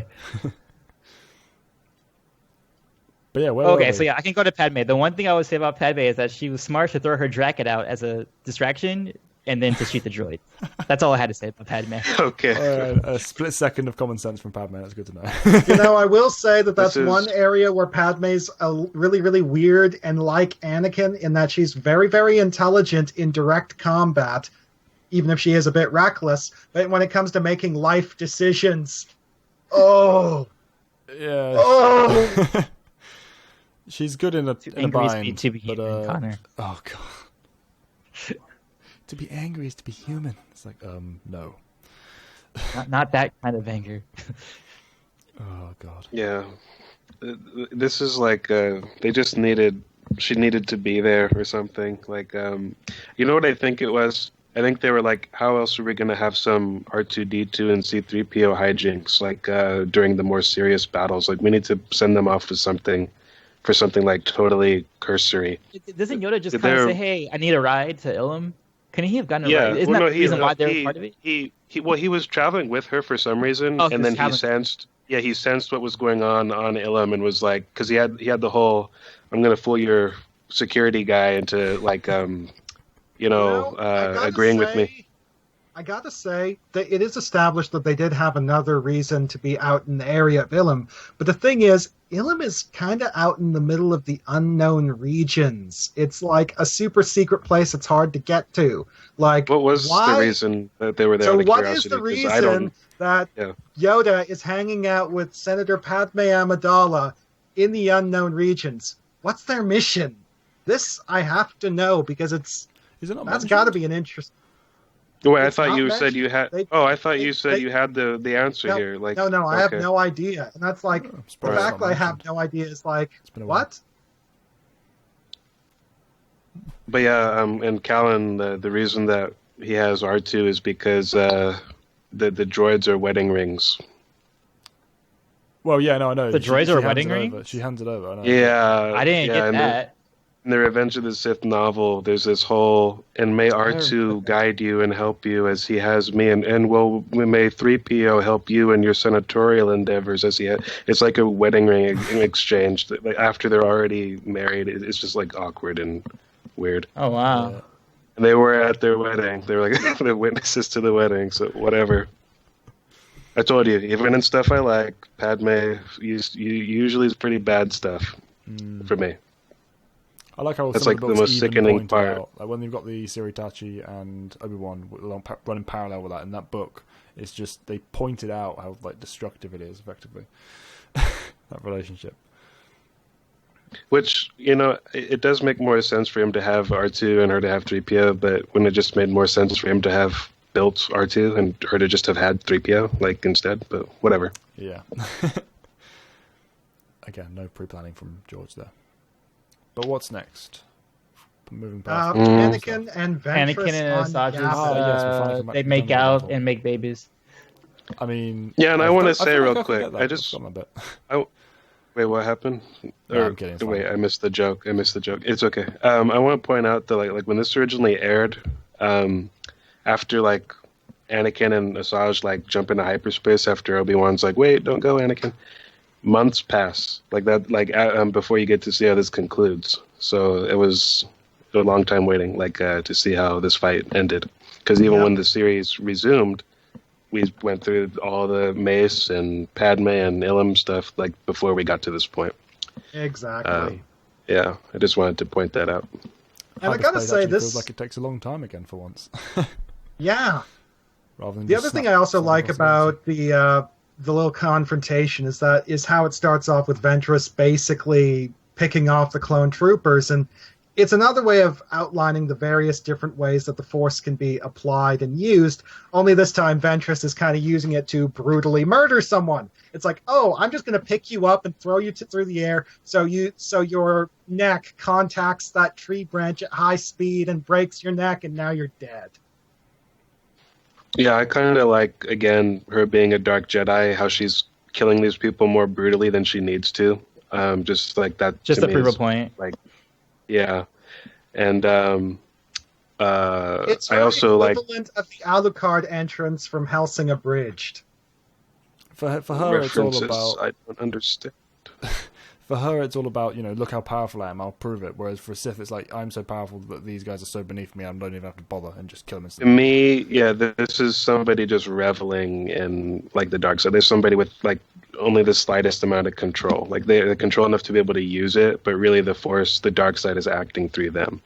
And that's just my take on it. But I also like that this episode, I think it really benefits from the total lack of music. It's all about the sounds of the forest, or what she's doing to the people, or people screaming in reaction to being dragged somewhere and not knowing what's got them, and it's really atmospheric and reminds me of Samurai Jack.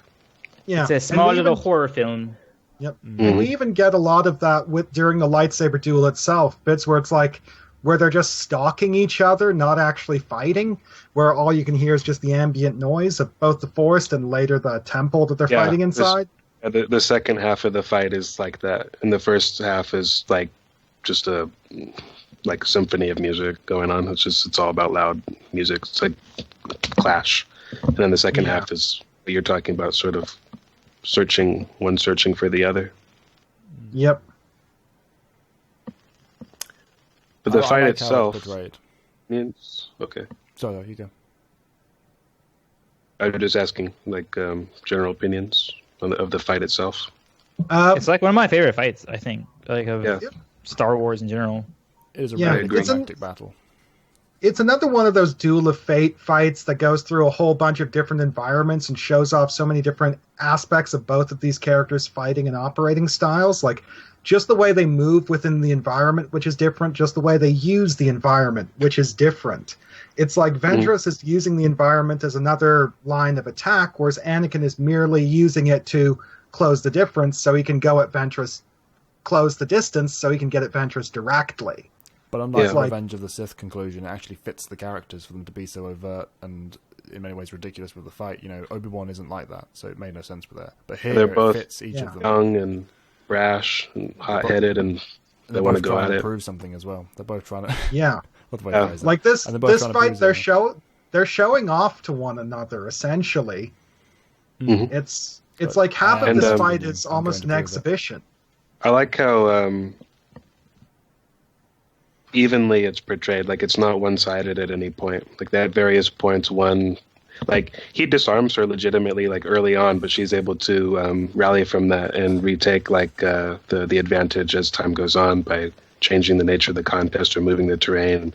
He is, like, brash enough to follow her there. Like, it's a really well-balanced fight. Like, you don't see that often. I agree. Yeah, especially, like, for the length that it is. Mm-hmm. It usually feels extended by the fact they're trying to make it balanced. Here, the balance feels like it fits what would happen between the characters. You know, it doesn't feel forced. Like, oh, why didn't he just do this to win, or why did they make this mistake? It feels this feels like it's very much two people in the moment. Yeah, there's an ebb and flow to this fight. Yeah, they did a good job of also building up to these characters and establishing what they can do in previous engagements. So it's basically kind of a here are the contenders fight. Yeah. You feel invested in both characters, and especially after this like Matt said, many-month break. It's it feels climactic. They shoot, and you can tell they shot it to mean to play off that, to make it. As we said again before, it's very much of an event. All of these episodes are built to be events, and staged it on Yavin. Yeah. And the thing I also love is, again, how well they capture the characters' fighting styles. Because, again, not deliberately emulating the seven forms, but it's like they still got how their fighting styles reflect their characters. It's like with Ventress, you get a lot of bits where it's like one blade, one blade, one blade, but in a really sort of almost a windmilly fashion, but it's like she's just rapidly tapping at him, whereas Anakin is all about power, power, power. Yeah, he's trying to take her head off. Yeah, and also shows the Dooku influence as well with Ventress, and then with Anakin. Also, that style was developed just through Hayden Christensen, who always was just like, I have all this aggression, and I have to let that aggression come out in my performance, which informs both the fight here and just his fights in the movies. So yeah, all of that all plays into all of that, Yeah, again, they built the aggressive Gemso style around Hayden Christensen's performance. It wasn't the opposite way around. Right. It just shaped it. It's brilliant. And I gotta say, one thing I've actually really come to enjoy is I've really started noticing a lot of the consistent common details between Anakin Skywalker and Darth Vader. And one of the things I realized is that the core move styles, like their basic stance and the way they perform their cuts when just fencing, are pretty much exactly the same. The difference is that Anakin is all just fast, speed and power, overwhelm you, overwhelm you, overwhelm you, whereas Vader is slow and steady, letting his cybernetics do the heavy lifting. They have different supplements. Like you have the acrobatic supplement, the very energized Ataru supplement for Anakin, and then you have like the Ceresu, more nuanced thing with Vader going on. Yeah, and the other thing I noticed though is that just how movesets from one of Vader's supplements kind of carry over into movesets from another. Because one thing I noticed is when I was watching Attack of the Clones, and there was those bits where Anakin was fighting the Geonosians, and he was doing a lot of those rotary flourishes with one hand, just buzzsawing his lightsaber around him. And I noticed that the basic movements he was using were almost identical to Vader's one-handed style from Empire Strikes Back, the Makashi wrist flicks. And it's just like, oh, Anakin adapted that particular movement for a completely different style of fighting as Vader. Cool. It's just nuance. He just tapered himself. Yeah. Just to be like, relax a little bit, man. And that's the thing, like we were saying before, is that how we were saying Ventress was like trying too hard to do all these very violent things because she isn't after facing Dooku, she's not as confident about her will in the dark side. Dooku is so great because he doesn't have to prove anything. He already knows he's great. And when you're controlling someone, or if you're dominant, when you aren't trying to be extra violent, when you're just doing those little movements, when you're just nipping at Obi-Wan's shoulder and his knee, when you're doing the very small things, not the big overt things. It's always the needle. Not Which is kind of what makes effect again. You know, if you have to put as little effort into accomplishing as much as other people having to put their entire body towards, then you're just clearly better than them. It's the whole idea. Yeah, mastery is a simplicity, and that's why I think the Ben Kenobi Maul fight was possibly one of my favorites. I would agree with that, actually. Sorry. Go ahead. Sorry. I was just saying I agree with that. I actually really like that fight. Picasso knew this years ago. But what you were saying about like Ventress, like sort of trying too hard, or like her confidence in her own abilities being somewhat shaken. The thing is, like, she's able to sort of feed off the same thing with Anakin, because Anakin is not like sort of the pillar of control either. So she's still able to manipulate him. Of the two of them in this particular fight, she is the more, I don't want to say advanced, but she's the more controlled. She's the more psychological, for sure.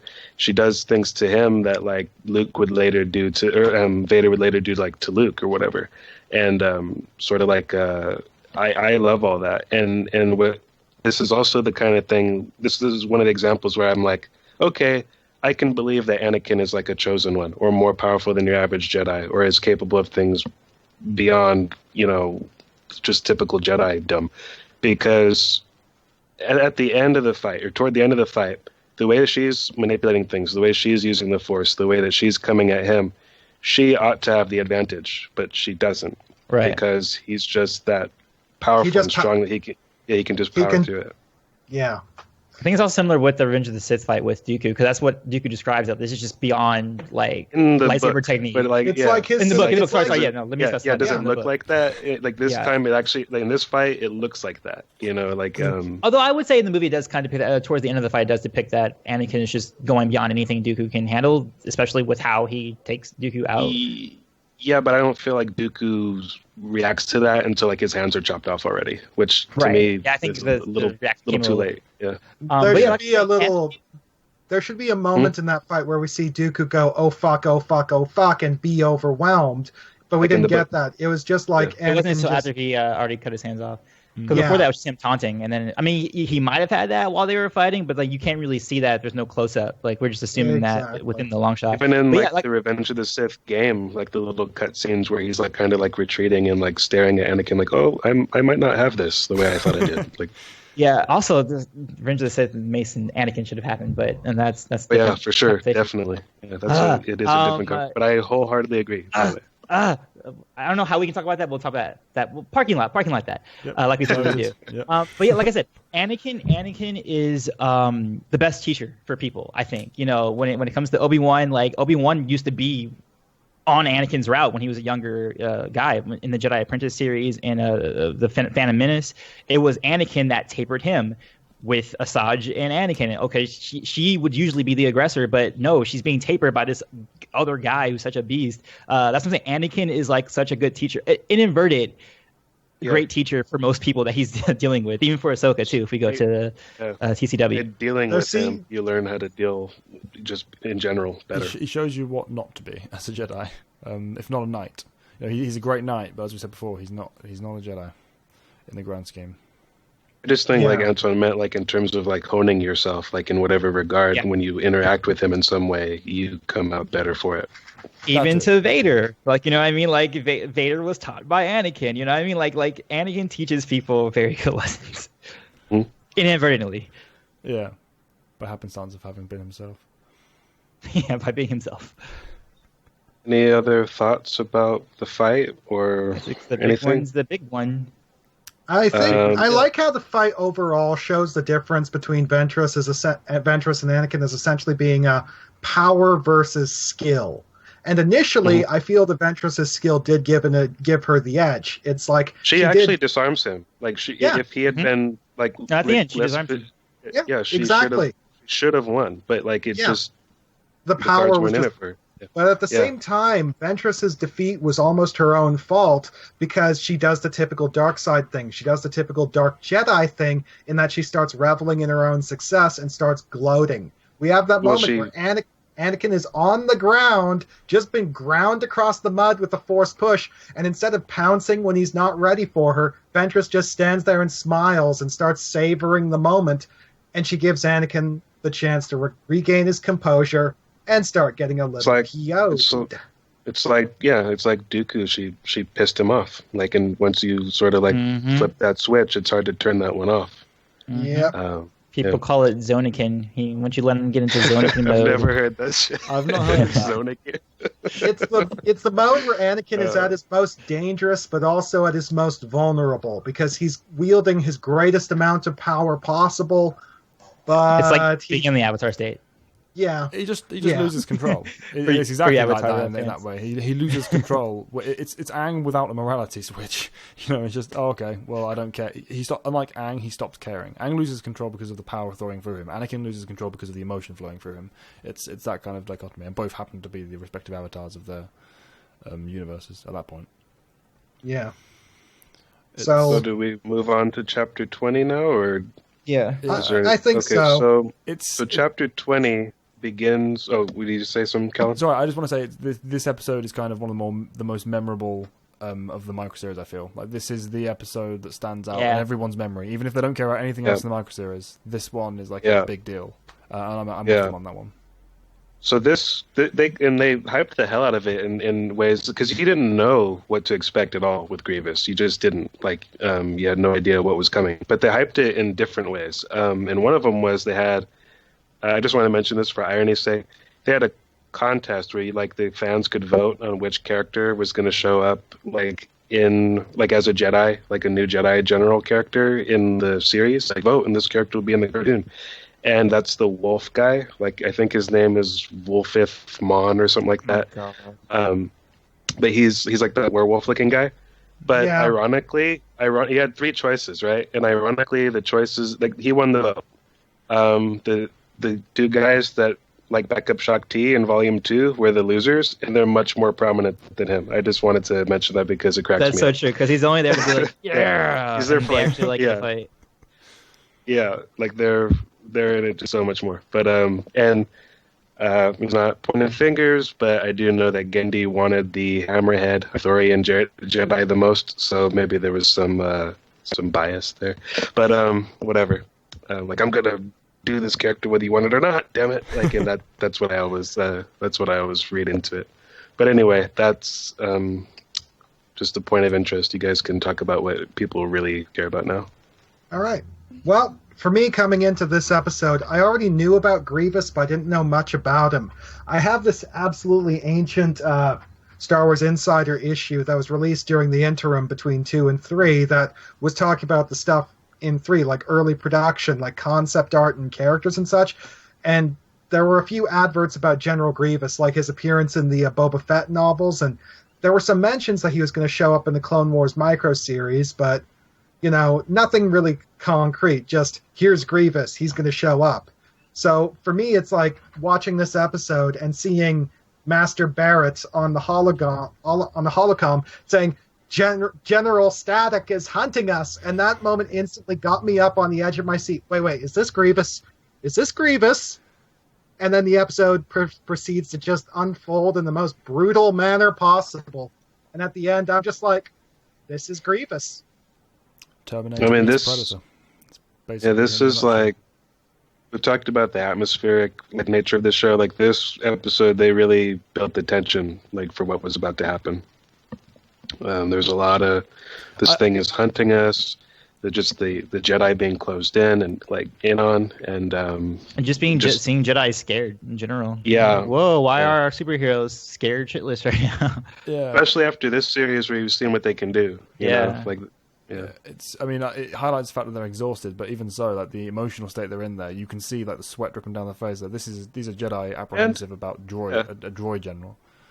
And if you're a total casual, I can see how it's possible they escape your notice, but 3 of these are not no-name Jedi.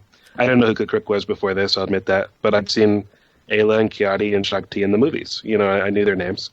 I didn't know much about them, but I knew their names. And so you're what's going to happen to these characters? Are they going to die? What's going on here? And episode 3 wasn't a thing yet, so they could have very well died. Yeah. I mean, two Padawans, 2 Masters, and a Knight, right? Those are the numbers? Yeah, Shaggy, the no-name red shirt. He's got Masters, Shaggy. Kiadi's Padawan. Okay, you got Two counselors. Two knights, because Crook. Sorry, I was forgetting him. Yeah. Yeah. I thought Well, he Kirk does was a say- Jedi Master at this point. Is he a master? think he's a Regardless, Yeah, I thought he was. 2 or 3 masters, two or 1 knight, and then 2 Padawans, all in one. He's at least We haven't seen that He's before. at least like a senior knight. Like he's not like a, he's on the cusp. Yeah, at the very least. Yeah, but we haven't seen Yeah. that before, and having that be the first thing we see is like the setup for this fight, and having this many, and against Grievous is going to be a big deal, and they big him up, and he's like just the again non-diegetic sound used to big up his approach with a just as he crunches through. It's brilliant. Well, he gives a good speech, before he gets there, like where he explains, like, you're pretty fucked, but I'm gonna come deal with you myself, because you deserve it. You're a Jedi, and whatever. He totally didn't have to do that, but he wanted to, and that's the Grievous I know, not this time to run away. I just whatever. Yeah. But yeah. The thing is that TCW is consistent with Grievous's operating style and general methodology. In that, when By the way, let me finish. Yeah. When Grievous, because the thing is, Legends Grievous will cut his losses and flee if he can't win. The difference is that Legends Grievous almost always wins, whereas TCW Grievous almost always loses. CW didn't do this. Revenge of the Sith did this. Yep. But TCW This was one- what carried it out through to its final conclusion. With just Revenge Well, they of had the him Sith. lose to With just They had him- Revenge of the they took- Sith. Sorry. Okay. With just Revenge of the Sith, Grievous, you could at least rationalize it away with the scene at the end of the final episode of the Microseries where Mace Windu crushes Grievous's chest. You can just say, "Oh, he's injured and he's had his faith in his capabilities shaken." You can let that go. But the problem is that TCW Grievous perpetuates that version of the character when they should have recreated this one. TCW is 2008, and people have been disappointed since 2005. Yeah, the disappointment was right. I think right when Revenge came out, I was like, yeah. "What happened to Grievous?" Yeah. And then they Yeah. didn't rationalize it until later, and they're like, "Okay, rewatching it, okay, that could happen." But while the first experience of seeing Grievous, you're like, "That's not the one." And it's crazy because Grievous really affected me a lot. In terms of the fear, to the point where I made a comic book about if me and my dad were a Jedi Master duo, Apprentice duo, and he killed my father, and then I just go through the entire Clone Wars, just being this dark Jedi who is just gun ho about killing Grievous the whole time. But that kind of thing, just that one little chapter, got me. And this is before the second set came out, and I had drawn all that stuff and just been thinking about Grievous that whole entire time, and just shows how effective that was at conveying what a threat Grievous was, and to do that with a bunch of Jedi who are supposed to be these superheroes, that's a hard task to pull off, and it was pulled off really well. You weren't alone, Yeah. I'm sure. Not since Vader had Star Wars produced such an not iconic, but such a legitimate threat in the eyes of so many. He felt like, oh God, how do you deal with this? Which Vader had very much encapsulated in it beforehand. There are people who are as equal threat in threat and greater still, but the way they're presented just doesn't match. Not this first version anyway. This is another scene that people, in my my perception of it, from the way I've interacted with them, the people who detract from this scene think it's sort of crazy and over the top. A lot of those people came to this series after it had already aired, and I see that it is somewhat over the top. But it makes much more sense to me, this portrayal of a death machine, than what's in the movie, because in the movie he doesn't do very much. Why wouldn't you go hog wild with this thing that isn't bound by the limitations of their physiology? It's a cyborg that can transform and move in ways that we absolutely cannot force or know. And the problem is that they still worked in stuff of that in the subtle side animations, bits where Grievous is crawling around like a freaking crab or clinging to the side of a ship, but it never came up in the fights. And it also Whereas never felt threatening. It always felt comical in the films.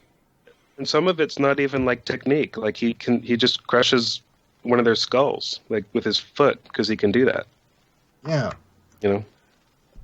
It's like that is the big thing that this series does well. It's like this series not once does it ever undercut its villains. It spends a huge amount of time building up their villains and then makes sure that when they are taken out, it's only through the most catastrophic overkill means imaginable. It's like Dirge gets blasted apart by a Force repulse. Ventress gets hammered into submission by Anakin.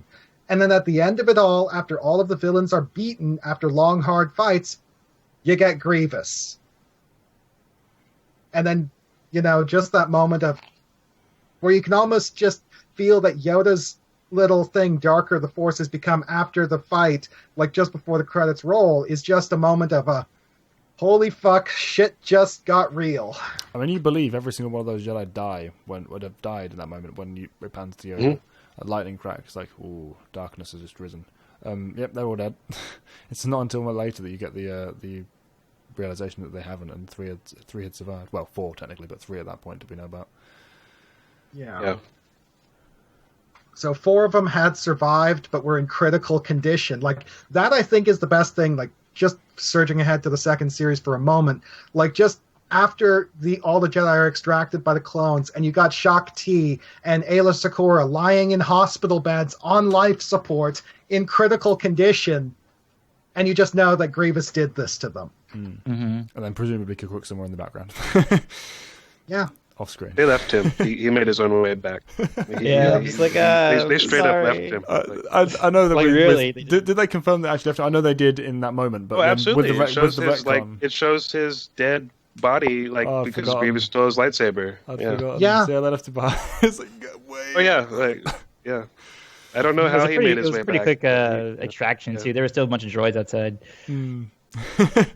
That hibernation would have better been very effective or very convincing. It was, I imagine, well, considering that Grievous, who probably does have enhanced droid senses, thought he was dead, well, probably convincing enough that Grievous was just like, okay, he's dead. I'm out. The clones were reading readable life signs, and they just went for who they knew they could save. Yeah, it's like if Kruk's in hibernation, then it's like all of his biorhythms are down to the bottom, and even if they did detect him, they probably just figured he was about to die anyway. Yeah, and Thom and Anya Kiro established that techniques like these can hide your presence in the Force from other Force wielders. I mean, Mundi had the Force, but he didn't know about Kruk being alive. He was also slightly distracted by his own. Yeah, he was distracted. Yeah, but I mean, on the gunship though, when they're leaving, he's not like, wait, what about Kruk? He's just like, yeah, he's dead. Well, no, I mean, even then, he's not. Wait, what about anyone at that point? He's just like, no, we must pursue. And the clones. No, he's just let's hello. kill this thing before it kills more of us. Which makes sense, actually. I mean, that's it goes in line with his flamethrower mentality that he's always going at guns blazing. It's kind of interesting in that Ki-Adi-Mundi kind of follows the same approach as Anakin Skywalker in that focus on frontal assault and the direct application of power. It's just Ki-Adi-Mundi is a lot more calculating about it. It's the whole binary mind thing, isn't it? It's just, this is right, let's do it, go. 2 settings. Yep. I think in general it's not so emotionally based either. It's just like we need to deal within the confines of reality here. This needs to be done. Yeah. For us to accomplish something. Yep. How do you guys rationalize Grievous's combat and the way that Jedi can't cope with him? Some people will be like, oh, but they should just be able to crush him, and why do they just... In reality, yes, they should just be able to immediately crush him, but you have to go... In that scene specifically, they're exhausted, so you use that. And in general, you kind of just have to go, well, if they did, it would be very boring. Because they could do that for most people. Oh, I think there's actually a force barrier. Lift off the air and crush the weapons. And it's the way Dooku trains him, too. He says first you have to, break their will so they don't think that they can immediately defeat you. And then when he gets right up on you and he's hammering at you with, 4 sabers, at that point it's too late.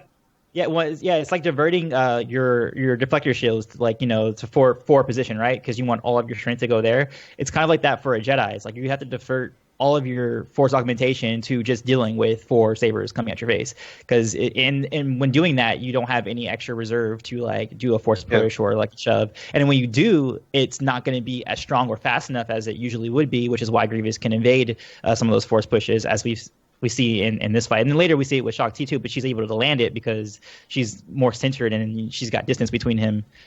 Well, I mean, and you could definitely use those as examples, but the problem is with stuff like that, and I agree with everything you just said, is that they could have easily just scattered, had one person taking the brunt, and then, because at that point they didn't know that they couldn't handle the brunt, and have because they were all taking it at the same time. And then one person just goes crush. It's like, or lift, as they all share the performance. The problem is it's also the way the Jedi themselves are trained to use the Force. They're trained not to use lethal applications ever, and their first impulse is to always go in for physical combat. Jedi training overemphasizes lightsaber combat and physical combat, and kind of lets the Force slip to the side. So it's like they're basically on their last legs. They've just had the shit scared out of them by this scary cyborg skeleton monster. So they're falling back on what they know instead of looking at the situation logically and thinking about how best to get out of it. And in fact, that's what Grievous's techniques are designed to do. They're to make you fall back on knee-jerk reaction instead of doing the logical things it would take to overwhelm him. It's like, that's the thing about Grievous. His weaknesses are very obvious to anyone who really takes a good look at him, but he covers them by basically with his crazy refuge and audacity tactics. It's true. Well, you've also got 2 Jedi there who are very well known for, basically being aware of that kind of thing. Like Shaak T and Aayla Secura, for example, should have been more... And you do see it from Shaak T. I'm not saying it was a bad scene. Of course it played out because you have to be dramatic. If they realistically approached responding to Grievous, it would be the most boring story in the world. And I'm not criticising the piece for it, but realistically they should have gone, okay, well, he's clearly amazing with a lightsaber. Step back, use the Force in conjunction with my allies. It wouldn't, and then use it more effectively. He's not got a Force shield, and they can sense the other thing you're failing to account for is the fact that the Jedi, like, step back, use the Force with my allies, isn't something that Jedi really think about doing, because Jedi generally, they don't really have very good unit cohesion when you have multiple Jedi in the field. They're always operating independently, and that's kind of what you get in this fight. Instead of, fighting in formation with one another and trying to back each other up against this guy, they just space out and engage him individually. I get that, but does that make sense, or is that what we're given all the time? Because I feel it's more like... As far as I'm concerned, it actually makes perfect sense. They're trained to just rely on instinct and let the Force flow through them, not to strategize and think about situations. So because of that, you get a whole bunch of Jedi who just become vessels of the Force unto themselves, as opposed to multiple Jedi sharing the power. I might be expecting too much from them. Like the odds are like totally like stacked against them. Like Ki-Adi-Mundi says like later on during council meeting that they are exhausted. That's his word. They're exhausted. And that's why it makes sense. Ki-Adi-Mundi, I'm not criticizing this scene specifically. No, wait. That's not it. That's not all. Like Ki-Adi-Mundi's sweating when Grievous is like he's nervously sweating. Okay, like we talk, like Antoine talks all the time, like in his Versus series about like how people can be like off their game or fail to approach the situation the way that they should because of whatever the circumstances. Also, like they're scared. Like for Jedi, like to be scared may be unusual, but they are like on some level in this case. So they're not thinking totally clearly. They're also fighting in a crashed like derelict starship that's like all metallic and stuff. He's got magnetics in his feet. He can fight from like the ceilings. He can attach to walls, things like that. That they probably could do if they wanted to like go Matrix style by putting all their Force exertion into. But when do you ever see that? The other thing that Grievous has going for him is the fact that even if you successfully use the Force against him, it'll probably be ineffective, because it's like the only proven ways we know that can be used to take him out is either direct telekinetic force crush at his gut sack or throwing something big and heavy at his gut sack. Both of which Mace Windu did to take Grievous out immediately, but not something that your average Jedi is going to think to do, because, oh my god, using the Force to crush someone's organs? That's horrifying! I know, but that's my point. And even Mace didn't do it directly, because when Grievous was 2 feet from him and they were fighting, he was like, oh shoot, like he's imitating me pretty perfectly, and I'm being overwhelmed here. And what he did is made him slip. I think he cut a hole in the train, the maglev below him. In the train's roof, and Grievous's foot slipped into the gap, and he lost. He disrupted his balance. And Windu tried to take advantage of this to go in for a killing blow, but Grievous executed a quick counter that prevented him. So Windu just threw himself back out of the way of the counter and unleashed a knee-jerk instinctive force push that blasted Grievous off the roof of the train. Yeah, but it's like you need that distance and you need that this balance, which they're not thinking about in that context when they're fighting him in the starship. And I completely get all the arguments against it. Like you said, Matt, the scene is completely against them. They've got the poor environment for Jedi to operate in. They're completely exhausted. They're scared from the situation at play. It's how Grievous is maximised on that, and etc. And in this scene, I can completely get it. I completely buy the way it went in this moment. It's one of the reasons I love it so much. Because they made it work. But I'm just saying, in general, for a Jedi Master to encounter Grievous, especially when they've got prior intelligence on him later on, for them to not just, like Masters, who can very easily just lift him off the ground and make him completely irrelevant. But they do, though. What I would say to that is in my perception of him, like in growing up, like in the Legends mythos, I don't think he faced very many like top tier Jedi. Right. He was like a steamroller over the rank and file, which is a term I don't like to use for Jedi, but whatever, so be it. Dooku tells him, like, you need, fear, surprise, and intimidation, or I hope you don't run into these various masters because they'd wreck you. Or, you know what I mean? Like, it was Labyrinth Evil. They were having a training session. He says, this is fine, but if you ever face, who is he? He said specifically, he brought out a name, like if you face. I got the book. Give me a second. Yeah, see who he says. I think it's Sindralig, Yoda. He lists a bunch of names. He's like, Mace Windu. I remember stars help you should you ever face Yoda. Right, like, that's that what it was. Stars things. Help you. That's what it was. Yeah. Yeah, but he also listed. I think he might even listed Shakti. I'm not sure about that one.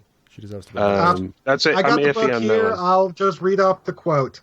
Power moves served you well on Hypore against Jedi such as Dakman, Barrack, and Tar Sierra. But I pity you should you have to face off against any of the Council Masters. Do I need to demonstrate what responses you can expect from Sindralig or Obi-Wan Kenobi? From Mace Windu or Stars Help You, Yoda? Yeah, there you go. Damn it, no Shakti. I was kind of hoping for that one. Oh, well. But yeah, it's very true, because any Master is more than powerful enough to just, like I said, lift him off the ground, spread his limbs out, cut his arms and legs off, and then that's it. Fight over. To be boring, and I don't want that to be the way it goes. I completely grant you, but that's no. I mean, for your Shakti, to be fair, she actually does kind of face him, and she's the only one who actually did land the Force push on him. Yeah, no, and it does happen, but she also is exhausted then, so it's the limitations is fair enough. And later on, she's more focused with getting him away and not taking him out because they've got her and other problems, and she's trying to get the Chancellor away. So yeah, I'm not saying it doesn't make sense within this thing. I'm just saying in general, General Grievous is dealt with because of story reasons rather than actual capabilities. It's one of those things where this doesn't make sense in the scene sometimes, but okay, let's go with it because otherwise it'd be boring. I think the other thing that Grievous always has going for him is that even though the Jedi know he exists and know he operates, in Legends they don't really have that much actual intel on him because none of his opponents have survived. There are no Jedi survivors who have fought Grievous who run back to the Jedi. Except for that one. No, except for that one. There's the Grievous comic where the guy does survive and says like... Oh yeah, that one guy. But he never engaged Grievous directly. Right, it's he didn't really know. Most of Grievous's direct opponents, it's like all the ones who survived only did so after getting their asses kicked and managing to just bug out before they got killed. So it's like Ki-Adi-Mundi would obviously have a bit of an inflated perspective of what Grievous is capable of because of the situation. Whereas anyone else, it's like that's also the thing to consider. Most of the time when Grievous is engaging top-tier Jedi, it's in situations like this where they're not on their A game, and that's by design. That is very specifically how Grievous operates. He used to be portrayed as really calculating and intelligent. Yeah, and I loved him like that. Again, the Grievous as we got in this Microseries. Like the Labyrinth of Evil. Labyrinth of Evil novel, like there's a part where like he contemplates like, okay, I know that there's like this many Jedi or so in there guarding the Chancellor. And he could just like do like the Qui-Gon thing and use his lightsaber to cut a hole through the door to get in there and alert him of their presence. Or he's going, or I could just, use a code and like surprise them. Then they'll be really off their game, and that gives me the advantage. Like he used to be smart, you know. And I love him like that. It's and I love him used like that. I just wish they'd done it more and made better use of it later. Which of course they did. And Mace almost killed him too in the Obsession comic. Like he threw a what was he throwing some scrapnel or something on top of him? He dropped a stab on him. I actually got the impression they didn't just drop it. He actively forced it down with everything he had. He rammed it right into him. It's like, oh, hi, Grievous, stab, slam. Yeah. I just think that post Hypori, like his threat level should have been properly assessed, and then people could deal with him. Especially considering he went up against the likes of Kit Fisto. And again, I like that fight. I'm not saying it should have been done differently. I'm just saying that people need to remember that if you really think about it, Grievous isn't that big a deal in how he's majority of the time portrayed. Yeah, I agree with that too. I think that the fact that he got so underplayed made people think he was extraordinary, but really it wasn't that much of a pendulum shift. Yeah, that's what I'm trying to say. You know what I mean? Like it was more of a half shift than like a full shift. When he's written well, he's exactly as people should think of him as he's shown. Right. But when people inflate him beyond that because they overestimate the amount of he was decreased, if you know what I mean? Right. They try to compensate because he was so put down. Yeah. But he still shouldn't. But even like in TCW where he faced Kit Fisto, that should still make Kit Fisto wouldn't get beat like that quickly. You know, he actually should be able to continue because he's one of the top tier duelists. Like Dickie said, any Council Master would destroy him if he hadn't got all of the advantages. Yeah. The point behind Grievous's operating style is he makes sure he has all of the advantages. Yeah. And I think that's actually the main area where Grievous is dropped between Legends and TCW, is that they drop his intelligence and make TCW Grievous a lot stupider. He's charging into situations where he doesn't have all the cards, and that, I think, is ultimately the area where I'm so pissed off in how they portray him. Because, like all their other villains, they made him stupid. But whereas with Dooku, they had his power in the Force and his skill with the lightsaber to make up with that, so even if he wasn't all that intelligent in terms of his decisions, he could still give you a damn good fight. With Grievous, they didn't have that. With Grievous, because all Grievous has is his lightsaber style enabled by his bizarre cybernetic anatomy. He doesn't really have developed skill with the Force or real... It's like Grievous is very much all style, no substance, but the difference is that Legends Grievous makes that approach work by really doubling down on the style, whereas it's almost like TCW Grievous is eager to prove that he actually has substance when he doesn't, which is ultimately a big problem because it means the character takes a massive nosedive in his effectiveness and threat level. So I guess final opinion on the Microseries Season 1 and 2, the first set of 20 episodes. I gotta say, it's one of those movies that almost works as all of the episodes back to back. This whole thing actually does work as a movie. You can watch it as a movie and it works. But it works as a movie that's more of an anthology of stories rather than one that has a single specific plot thread. But that still works. It's nice in that way. It's like all of the episodes have their own room to be their own thing, but at the same time are still super consistent with the rest of the series and still fits in really, really well. So it's like a good comic book series. It's exactly what it is, yeah. It's a really good series. It's a nice snack. It's not a meal. It doesn't replace a meal by any means, but it's definitely a nice little snack. And that's what it was supposed to be. It's a bridge between films that was sorely needed because of what we lacked, and it's what it gave us. Enhanced an already existing palette. And did it really well. I enjoy the series. Needless to say, so do I. And for a lot of us, it was kind of a lot of our first real introduction to the expanded universe and hardcore Star Wars fandom. Because by the time I had picked up, I've said a lot that what really cemented me as a Star Wars fan was the comic anthology Clone Wars Volume 4, which, with the story of Quinlan Vos and all that, that was what cemented me as a Star Wars fan. It was the Microseries that motivated me to pick that comic up in the first place. I could see that. This thing, unlike a book or video game or something, this thing was just kind of pumped into your house. Yeah. Whereas everything else, really kind of, Something we should have mentioned earlier as well. It was extremely merchandisable. It was built to sell toys in a lot of ways. And it did. And unlike other things that are done that way, it was done well. There are examples of shows like this that sell toys as well as give us a good package of quality. And this is definitely one of them. Yeah, see, it's not too much to ask for after all. It's not. Yeah, it really isn't. And come to think of it, you might sell more of those toys and plushies if you have a good story. So anyway, I guess we'll see you guys next time when we cover episode 325.